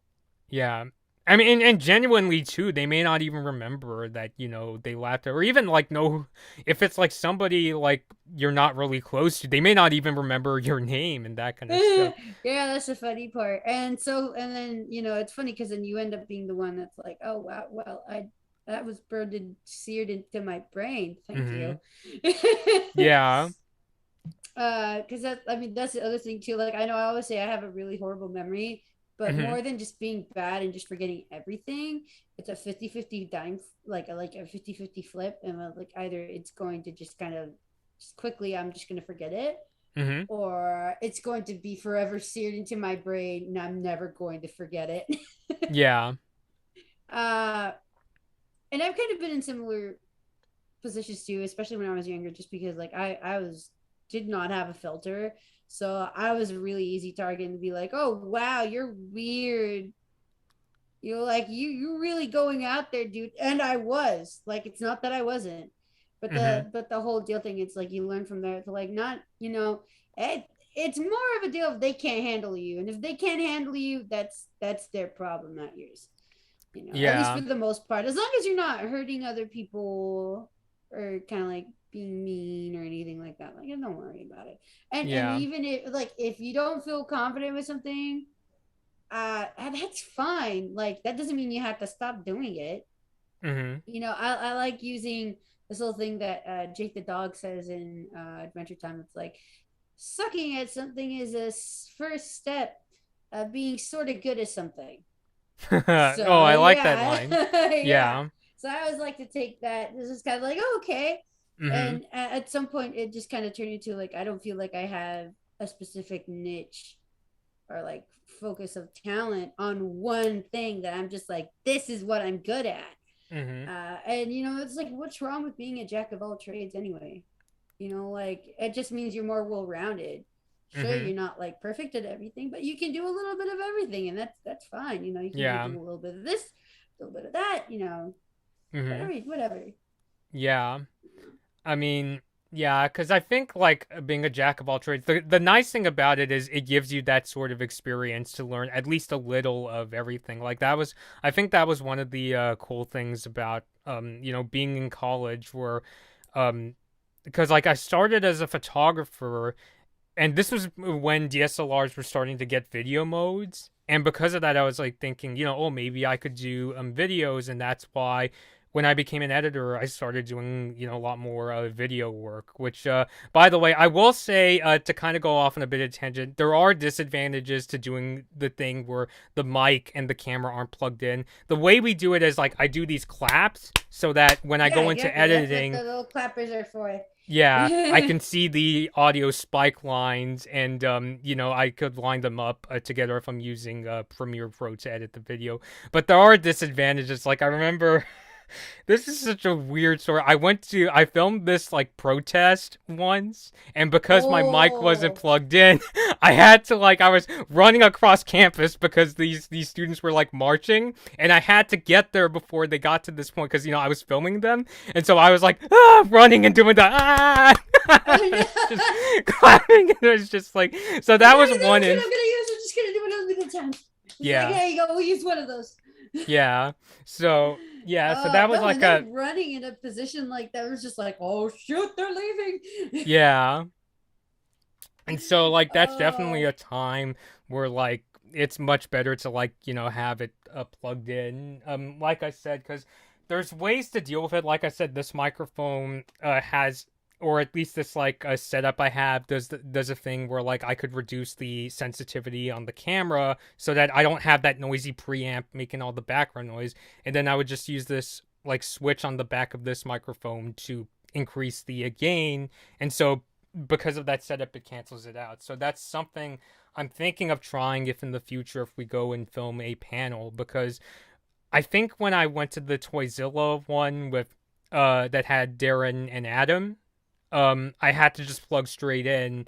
But once again I had the issue with the background noise because I was using this microphone, and the camera I was using at the time didn't have that feature where I could just reduce the sensitivity, because even on the lowest sensitivity, it would just, I would have just this terrible background noise. So, ooh. it's definitely one of the good things that Nikon in particular, because they've always kind of struggled with like video modes, because I think it's because they're more of a dedicated like still photo company, and they're just now, like more in more recent years, they're starting to learn how to make good cameras with good video modes. I mean, not to go off on a manufacturer rant, but I think that's why, because like with Canon and Fujifilm and Sony, they've all three of them have like experience with like broadcasting and filmmaking and then that kind of stuff. So they have that sort of like, big leap ahead, and I think that's why it works for them. And now others are trying to learn from that. But I'm turning into a bit of a tech nerd here. Oh But no, that's fine. That's yeah. fine. What were we talking about before I started going off on that rant about how I had to do that stupid clap when I was running across my college What were we campus? talking about? Yeah. Uh oh, we kind of like do a little bit of everything. Yeah. Oh yeah. Doing a little bit, and that's how I got into like social media, because I feel like if I hadn't been in college, I wouldn't have this YouTube channel, because I wouldn't have those skills and the confidence to try. But where it admittedly gets tricky being a jack of all trades is things like even just like finding a job, because I noticed, I mean, career advice. I tend to give a lot of career advice on this channel. I don't know why. Is like something I've learned. What makes it tricky for employers? It's not that they only want you to do one thing. Like my current employer, I have like colleagues that like my YouTube videos, but it's often tricky to gauge, what you're good at. I think that's why I had trouble finding video editing jobs after college, but I could find like a search engine optimization job. So Oh I feel yeah, like that's the yeah. one really big challenging thing with sort of, learning to get I'm good at everything. Right, because it's like, okay, but what's like, where you specialize in, or like where's the Mhm. where's the ticket, and it's like Yeah. So yeah, because I feel like one of the things I'm still struggling to deal with is like learning how to like identify myself, and like how to like sum up myself in like a sentence or that kind of thing. Because that's something I people who've helped me with finding jobs tell me that like I have trouble like defining myself. mm-hmm. Yeah. I can So kind of relate to that too, because if I was probably asked to define myself, like, oh no, what part of me? yeah, it's just like, am I a little bit of everything and that sort of stuff. Yeah. Yeah. So Oh. just talking about like the prior experience. I think it's good that like I talk a bit about like the sort of behind the scenes, like just to kind of talk about like, what I do, or what we do, I should say, as far as like our experience with like especially like interviewing, because especially because we were just talking about an Owl House panel. I think it's like good to like talk about like our own experiences. I mean, not to toot our own horns or anything and say, "See, Cartoon No, Universe, we're just no. as good as you," and that kind of stuff. It's Oh just heck no! yeah, I'm not even trying to say anything like that. yeah. It's just that we're kind of saying, we miss like being out there interviewing like these I people. do. I honestly do. Like, I feel like I was really excited. Like, I don't know, it just felt great. It just kind of being like in a community. Just Mm-hmm. be like, yeah, these are my people. Yeah. you know, like more than anything, more than just kind of like, oh, I met this person, oh, I met that person. It was like it felt like, I don't know, it felt like somewhere that you could belong, and I think Yeah. that's like probably the part I miss the most. So I'm just like, Yeah, I think the reason like we kind of just started talking about all this, at least for me, because like talking about like these interviews, these videos we did in the past, like it's funny because like it wasn't that long ago, honestly, that we did get to interview like Darren FC or Ricky Simons, but I think it just kind of reminded me of the lessons of like filming those interviews, both the technical side and like asking questions like that. And that was not something I expected to come out of this panel, that it was going to like remind me of, like, oh, what are some good questions to ask these people, or what are the lessons you've learned in between, because I feel like without realizing it, I think I certainly learned a lot between when I interviewed the Kingsman co-creator to when we interviewed like Darren FC, Amber Benson, and Dominic Bisignano.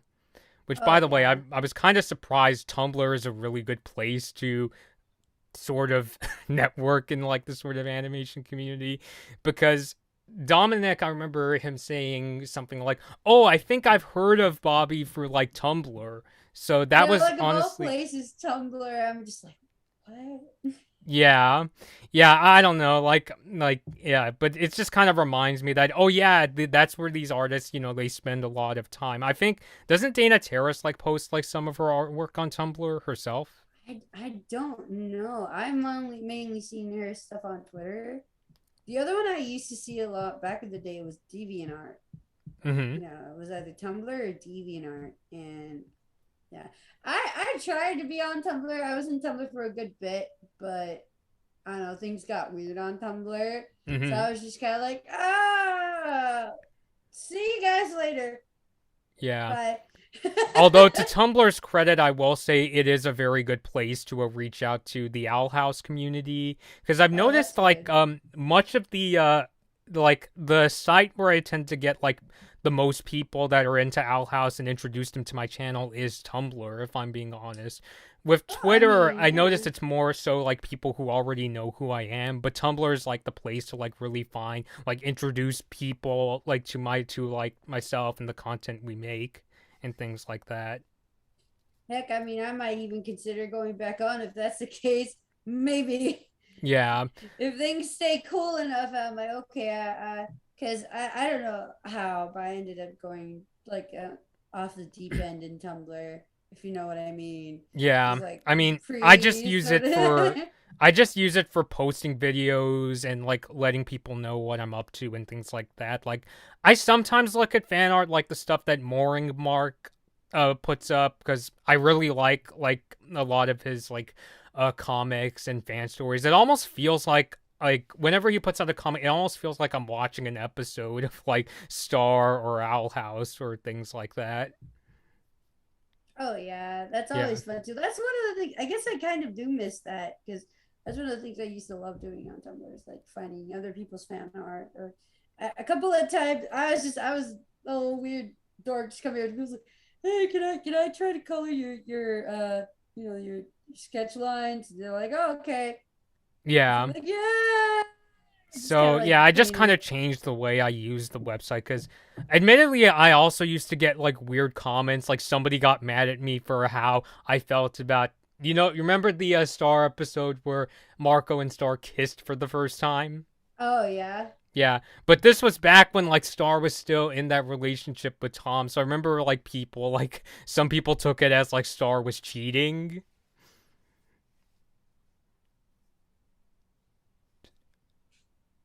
What? Oh, okay. Yeah, Dang. I mean, not to kind of like bring up like past, things like that, but it's still something that like I still remember in terms of how people reacted to that episode. Oh yeah, no, I think for me it was the kind of like 'cause some of the stuff I would color was for like shipping Peridot and Amethyst. Nothing crazy. It's just kind of like them kind of like hugging or talking with the other crystal gems and stuff like that. Mhm. And one of the comments is like something about like Lapidot. And I'm just like, oh, okay, that's cool. Enjoy it. Yeah. Yeah, just like little weird stuff like that. Uh, Mhm. but more so just kind of like coming across the spicy content. Yeah. I mean, I don't know like I don't, look for that stuff like on like DeviantArt or Tumblr. I I mostly never just looked for it either. I mean, I tried looking for I like it's like for horror movie stuff, and then somehow I guess people name themselves after horror movie characters and then put pictures on there. I'm just uh like, mm-mm.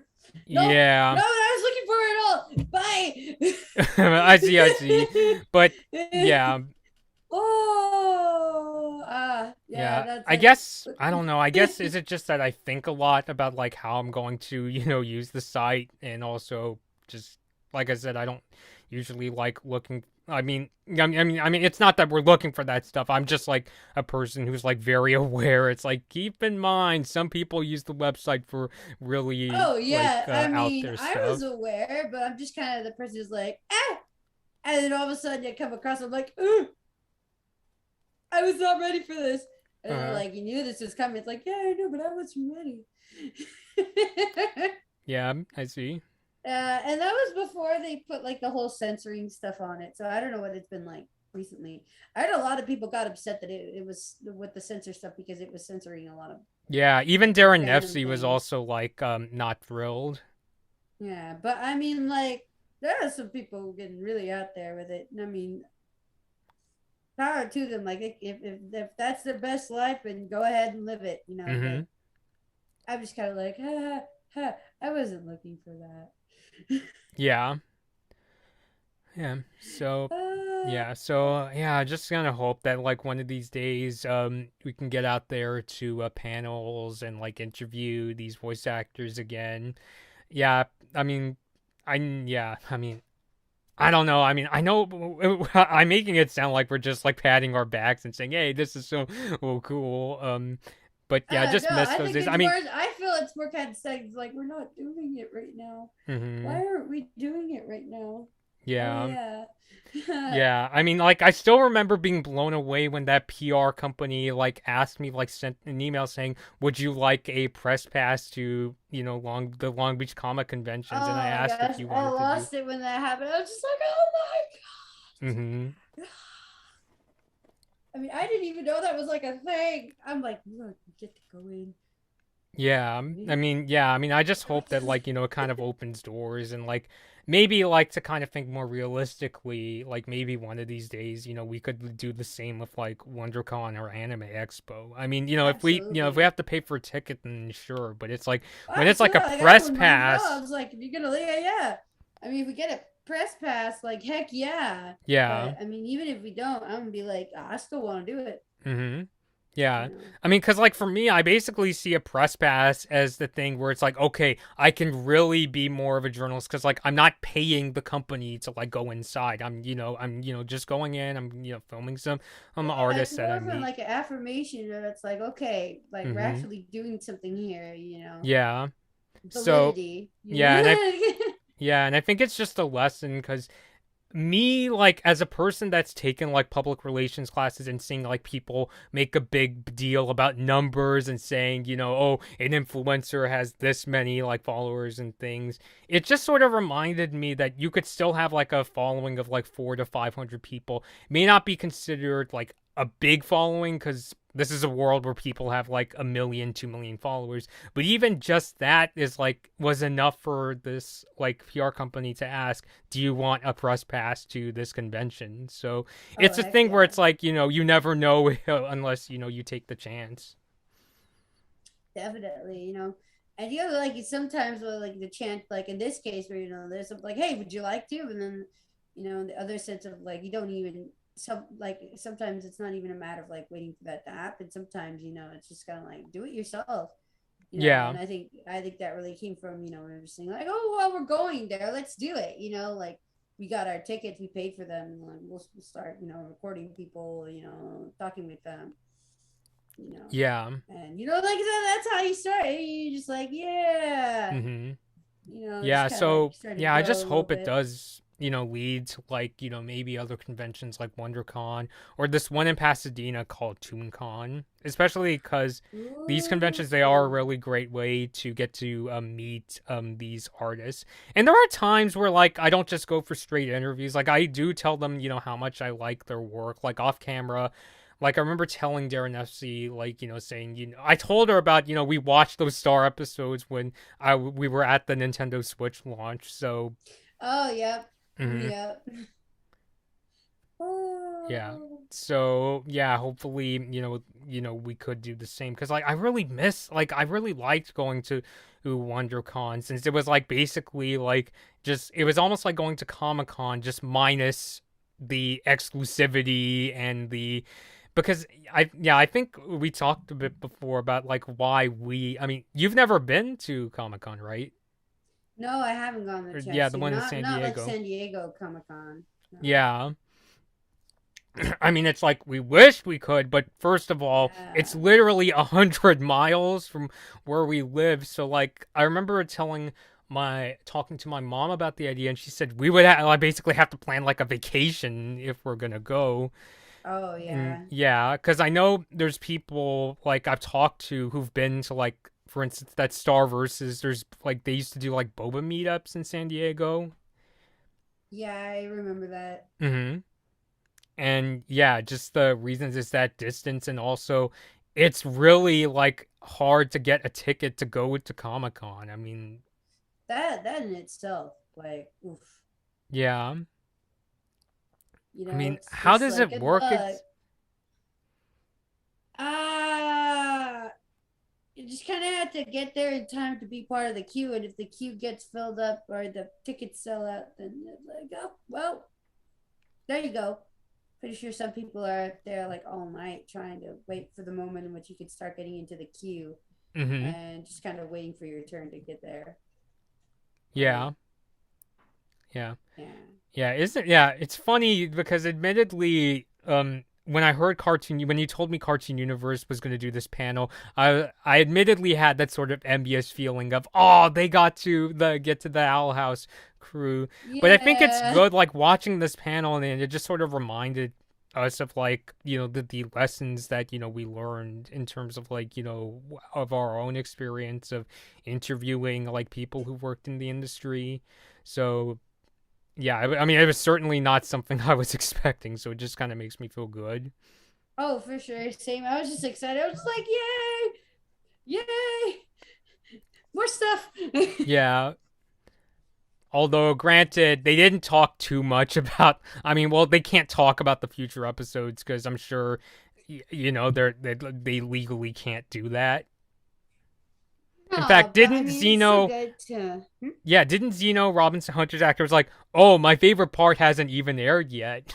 Yeah, I remember. hmm I'm like, oh, okay.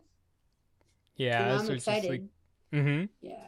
yeah, And just a kind of little teasing they did. It's like, oh, well, I can't talk about this and this here, but just hmm like, but what is it? What Yeah, is there are it? no Tom Hollands in this panel. Oh, nope, nope, no Tom Holland. Yeah, because I know Tom Holland kind of has like a reputation for being like a Spider-Man spoiler, and I like, mean, if I was in his position, I'd probably have a hard time keeping my mouth quiet hmm too. I'm just like, I like want to share with there's yeah, I remember seeing this YouTube compilation where Benedict Cumberbatch would have to like kind of tell him that don't talk about that, like he would have to stop him. Yeah. Yeah. Oh. I mean, I could kind of be the same way, but usually with like, like fun stuff, not in the sense of it's like, oh, so and so said blah blah blah blah blah. I'm like, no, it's more kind of just like, wait, but you really enjoy hearing this. Like, I wish I could tell you, just kind of like, Like if it's somebody who's not caught up on like a show or something like that. ah, kind of, but it's more just kind of like, when you know something and you're like, this person would really kind of be thrilled or like excited if they heard this. Oh And yeah, it's like, yeah, yeah. Mhm. like with anything, either it's like a surprise or something like, and usually, at least with like surprise gifts and stuff like that, Mhm. I find like waiting for that reveal moment to be worth it because it's like, yeah, you have it, Yeah. but like with little things like that where it's like the thing's already known by like someone and you just like, they don't want me to tell you, but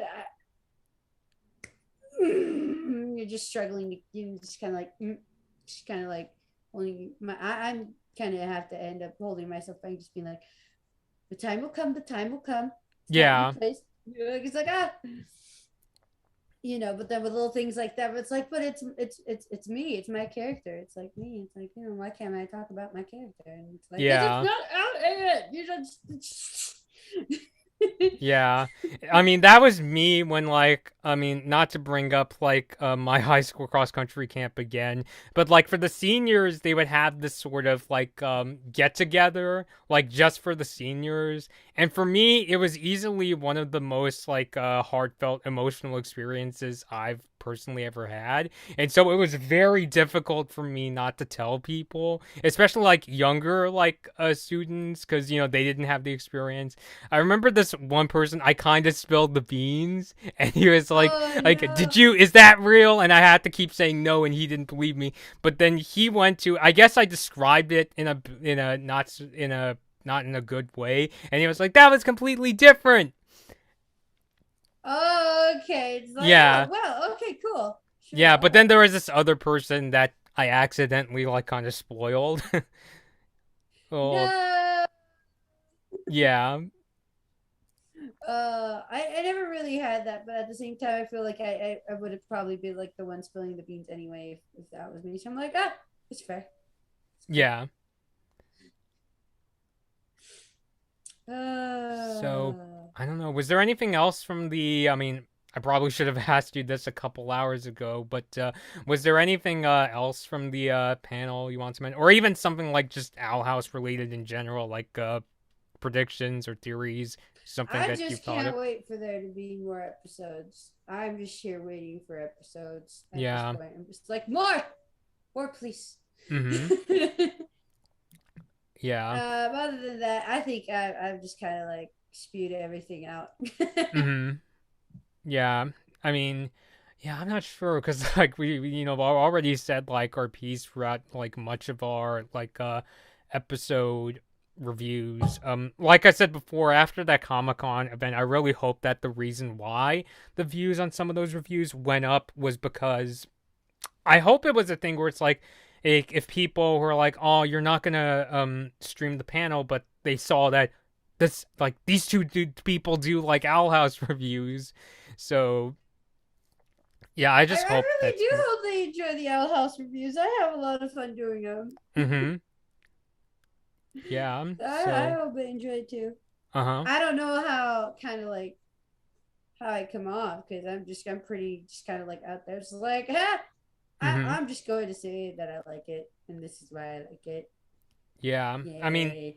I just kind of come in saying, with because I tend to be a person that's very like off the cuff. I know there's people that that are good at being like very rehearsed. Like I always say that my like Penny is very like I don't know if how she comes off to you, but I think that she's very good at like being that kind of rehearsed, prepared I can person. see it. Yeah, even if because like she gets really like nervous. Like I remember when she was going to like law school, she would like kind of be saying, "Oh no, here we go," but I was always like, you're much more rehearsed than I am. Like, I'm just the person. I almost feel like I'm in like a movie without a script where I'm just like, I just have to say whatever.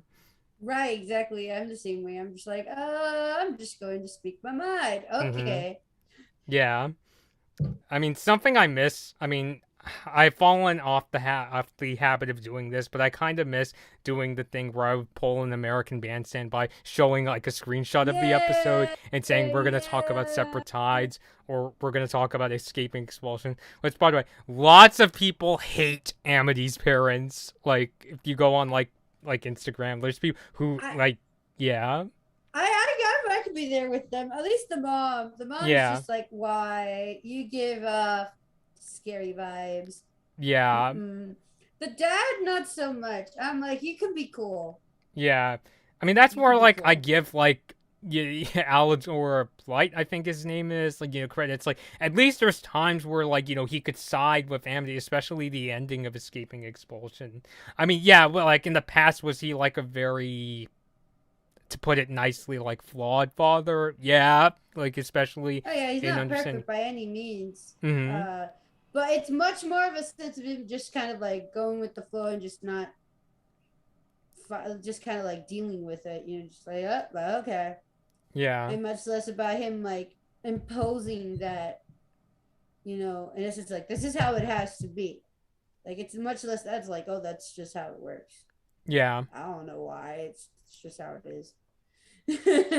yeah.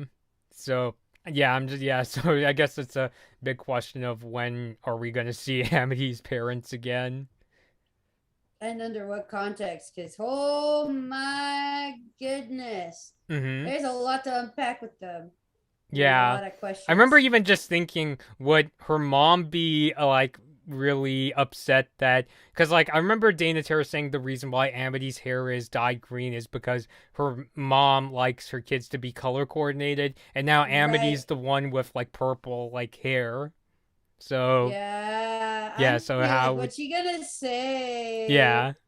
Like I'm kind of surprised, like Uh, because it seems like it's been a while since the hair color changed. So did she? Is there going to be like a line where she's like, I wish you didn't make that like hair color change? I mean, if anything, it probably turned into her just kind of like poking at it every chance she gets, just like I still don't understand why you did that, Uh huh. but then just kind of like not doing anything about it because like she knows she'd be a butt if she did. Yeah. Yeah, I could kind of see that. Mhm. Yeah. Just to kind of bring Whew. something up, you know how a while ago I did that? I designed a talisman for the logo Penny designed. Right? Yeah. Yeah, where let me see if I have it saved. Where it's this character, one of the mascots from the 1998 Winter Games. Yeah. Yeah, Oh, I honestly wanted to make like a physical version. I mean, since I was very short in time, I was thinking that I could just use one of the sticks I use for like the shipping flags and make like a mini talisman. But last night I got so tired out from work that I just kind of went crashed to and bed. went to sleep. So Yeah. yeah. It's better than me. I just stayed up and watched TikTok till I was too tired and went to bed for like 4 hours. Yeesh. But don't yeah, but don't do what I do. yeah, No, bad no. idea. But yeah, that is like something I really want to make. Like that's something I'd even want to show Dana Terrace. It's like, look, I merged Owl House with the Olympics. So yeah. I don't know. I always like doing like these kind of like weird things where it's like I merge my different interests and things like that. It's fun. It's fun. And Yeah. the way you merge them is just so like out there too. I'm just like, that's cool. Cause it's like, everybody's like, these two go well together. It's like, yeah, they do. And then, Yeah. you come up with like, what about this? It's like, whoa, what? Yeah. Okay. I mean, I even like started thinking of like what if because there are other like Olympic mascots that are like also animals.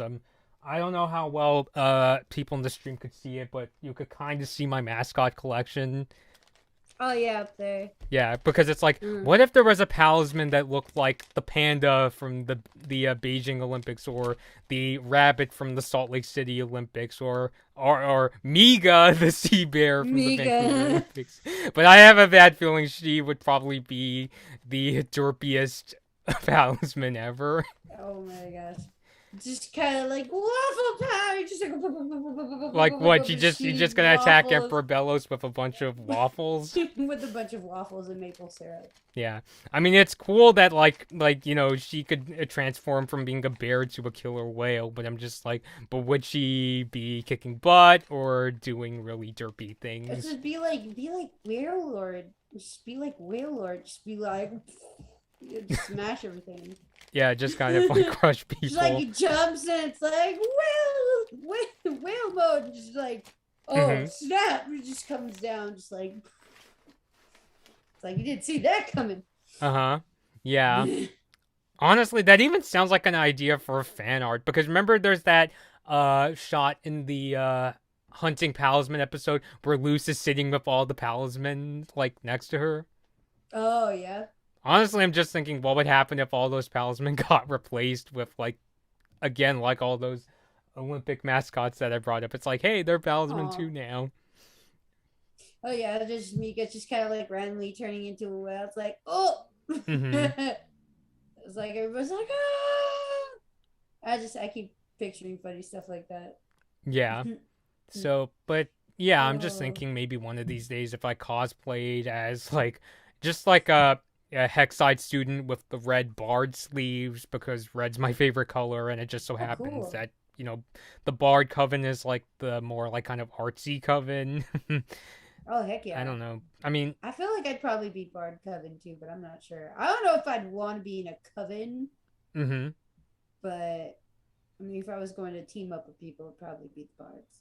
Yeah, I just mean in the sense that like the principal characters of Owl House are like Hexite students with the uniforms. Oh, for sure. Yeah, I know I've teased before, like, I've kind of considered what if I cosplayed as Hunter, which it could still happen. It's just kind of that, because, like, I'm not, because, like, the one who makes my costumes is Penny, and, like I said, she's very preoccupied with law school, because something I've learned about, like, how, at least for the route Penny's going, is, like, Penny's usually like a very fast reader. Like she can get for like 100-page book in like 3 days, and it takes me Ooh. like probably a couple weeks at the fastest. But I've learned that even for her, because it's not just a matter of memorizing, it's also like to kind of oversimplify, like understanding all the angles and the possible interpretations of what the different like Right. law cases could be. So yeah, so I'm learning to like take that into consideration, and it's why it's funny because like I'm learning to like delegate some of the things I do, but because of things going on lately, I've also had to do a lot more things on my own. Maybe not a lot, but I mean things like my own like fan designs and things like that. Right. Yeah. And I mean, when you had extra hands and then they suddenly, they're getting busy, it's always kind of like, oh no, what am I going to do now? Yeah. Which the answer is to either do at least some of the stuff myself or to like get help. Right. Right. Yeah. All right, so I think I'm gonna end off the stream here since Oh, okay. we've Yeah. I you've gotta been go. to the I'm moon and here with back. my bro, so we gotta get lunch going. So. Yeah, but I think it is good. It's interesting how I did not expect, because I was expecting that they're gonna do like like answer questions that are very specific to the Owl House, but I didn't expect and I mean this in a positive way, that they went to things like the challenges of like an acting career, and it also kind of reminded us of like all the lessons we've learned about like making videos and interviewing the actors and crew that we've met in the past. Again, really hoping one of these days, whether it's while the Owl House is airing, or even if the show ends, that we get a chance to interview these people, because we met like the Invaders Zim crew years after the original series ended. Like it was like it was after the movie. Now I'm forgetting the name of the movie. Was it Enter the Florpus? Oh yeah, to the Florpus and Baby Yeah, when Sim. that was coming out. Yeah. Yeah.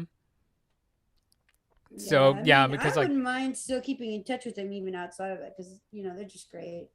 yeah, yeah. I mean, There's it some was good cool really people fun like to that. meet. I still remember I came up to Richard Horvitz in that dib costume that Penny I mean, made. I was trying to do the whole dip thing too. My hair was all just like, Uh Wah! huh. But And I mean, yeah, and he was like, "I saw you during." He said something along the lines of, "I saw you during the panel, dib monster." Yeah, I like how he called me that. Yeah, because yeah, in the show, Zim no, and and then Dib. I found out he plays the ukulele. He plays the ukulele. I'm like, wait, what? Oh yeah, oh And I he's didn't like, know that. I You didn't said know that. that. Mm-hmm. And I felt like I think I had my ukulele that time, but I'm Uh just like, huh. I would have, what if like you'd be like, hey, do you want to try out my ukulele if I'd known? You'd be like, Oh, I see. but heck, I mean, he signed it. I'm surprised he wasn't like, just trying it out or something. Mm-hmm. I think Ricky did it. Ricky kind of played around with my ukulele, but Mm-hmm. he's kind of tried to like strum something, but I don't remember if Richard tried to play anything on Mm-hmm. it. Oh, I just had a really disgusting idea. Oh, what? Remember, um, there's an Invader Zim episode called I think it was Rise of Zit Boy, where Zim has that really gross like zit kind of bouncing around. Oh, yeah, and he draws a face on it. Wouldn't it be funny if like Gur drew the antenna ball face? Yeah, Just that make it yeah. to a little Jack in the Box and Tenable face. Mm, Yes, there you go. as if Invader Zim already doesn't have enough. Like, I don't know, it just reminds me of the Career Day episode where Zim has like the molting skin and he gets all over like those customers at that fast food restaurant. Oh, Have you seen gross. that episode? I think I have. I don't remember that scene specifically though, but I Mm-hmm. remember the molting. And I just remembered, you know what's the funniest part of that whole scene? What? Is you would think I think it was like his manager would be like, "Oh my god, it's an alien!" But do you know what he says to Zim? What? You're fired. Ah! Like just like a very blunt, like kind of. That's all it amounts to. I mean, yeah, Zim Gotcha. lost his job, but it's like it's you're not freaking out. You're just canning him like he's like a like a like a crummy employee. Like you know what I'm getting at? It's like Yeah. like yeah. So again, just kind of yeah, it sort of plays into how it seems like everybody in like on Earth like doesn't think Zim is an alien except for Dib. Yeah, that's the part that always kind of makes me laugh because it's like so obvious and at the same time it's like no, they don't believe it. It's like oh Yeah. So all right. So yeah. no. So we'll end things off here. So once again, thank you, Gabby, for coming on and checking out this panel. Thank you for having me. I Mm-hmm. always enjoy coming on here. Yeah. As well as discussing like our kind of like lessons we've learned making these videos. Yes. Yeah. Yeah. It's So the usual rambling on into other stuff. yeah. I Love mean it's really like kind of amazing how and like I'm really glad for like all nearly like 590 subscribers that I've picked up over the years. But it's kind of amazing how like my channel may not be at like 1,000 or 10,000, but there's still lots to learn even with just that many. So yeah, it just kind of makes me curious to know where things will go from here. So so until next time, this has been Gabby and Bloodmoon Bobby, and we'll see you all later. Bye. Bye. All right, so it was good seeing you again, Gabby. Oh, nice seeing you too. Oh Mm-hmm. my gosh, that was great. Yeah. All right. Talk to you later. Talk to you later, dude. Okay.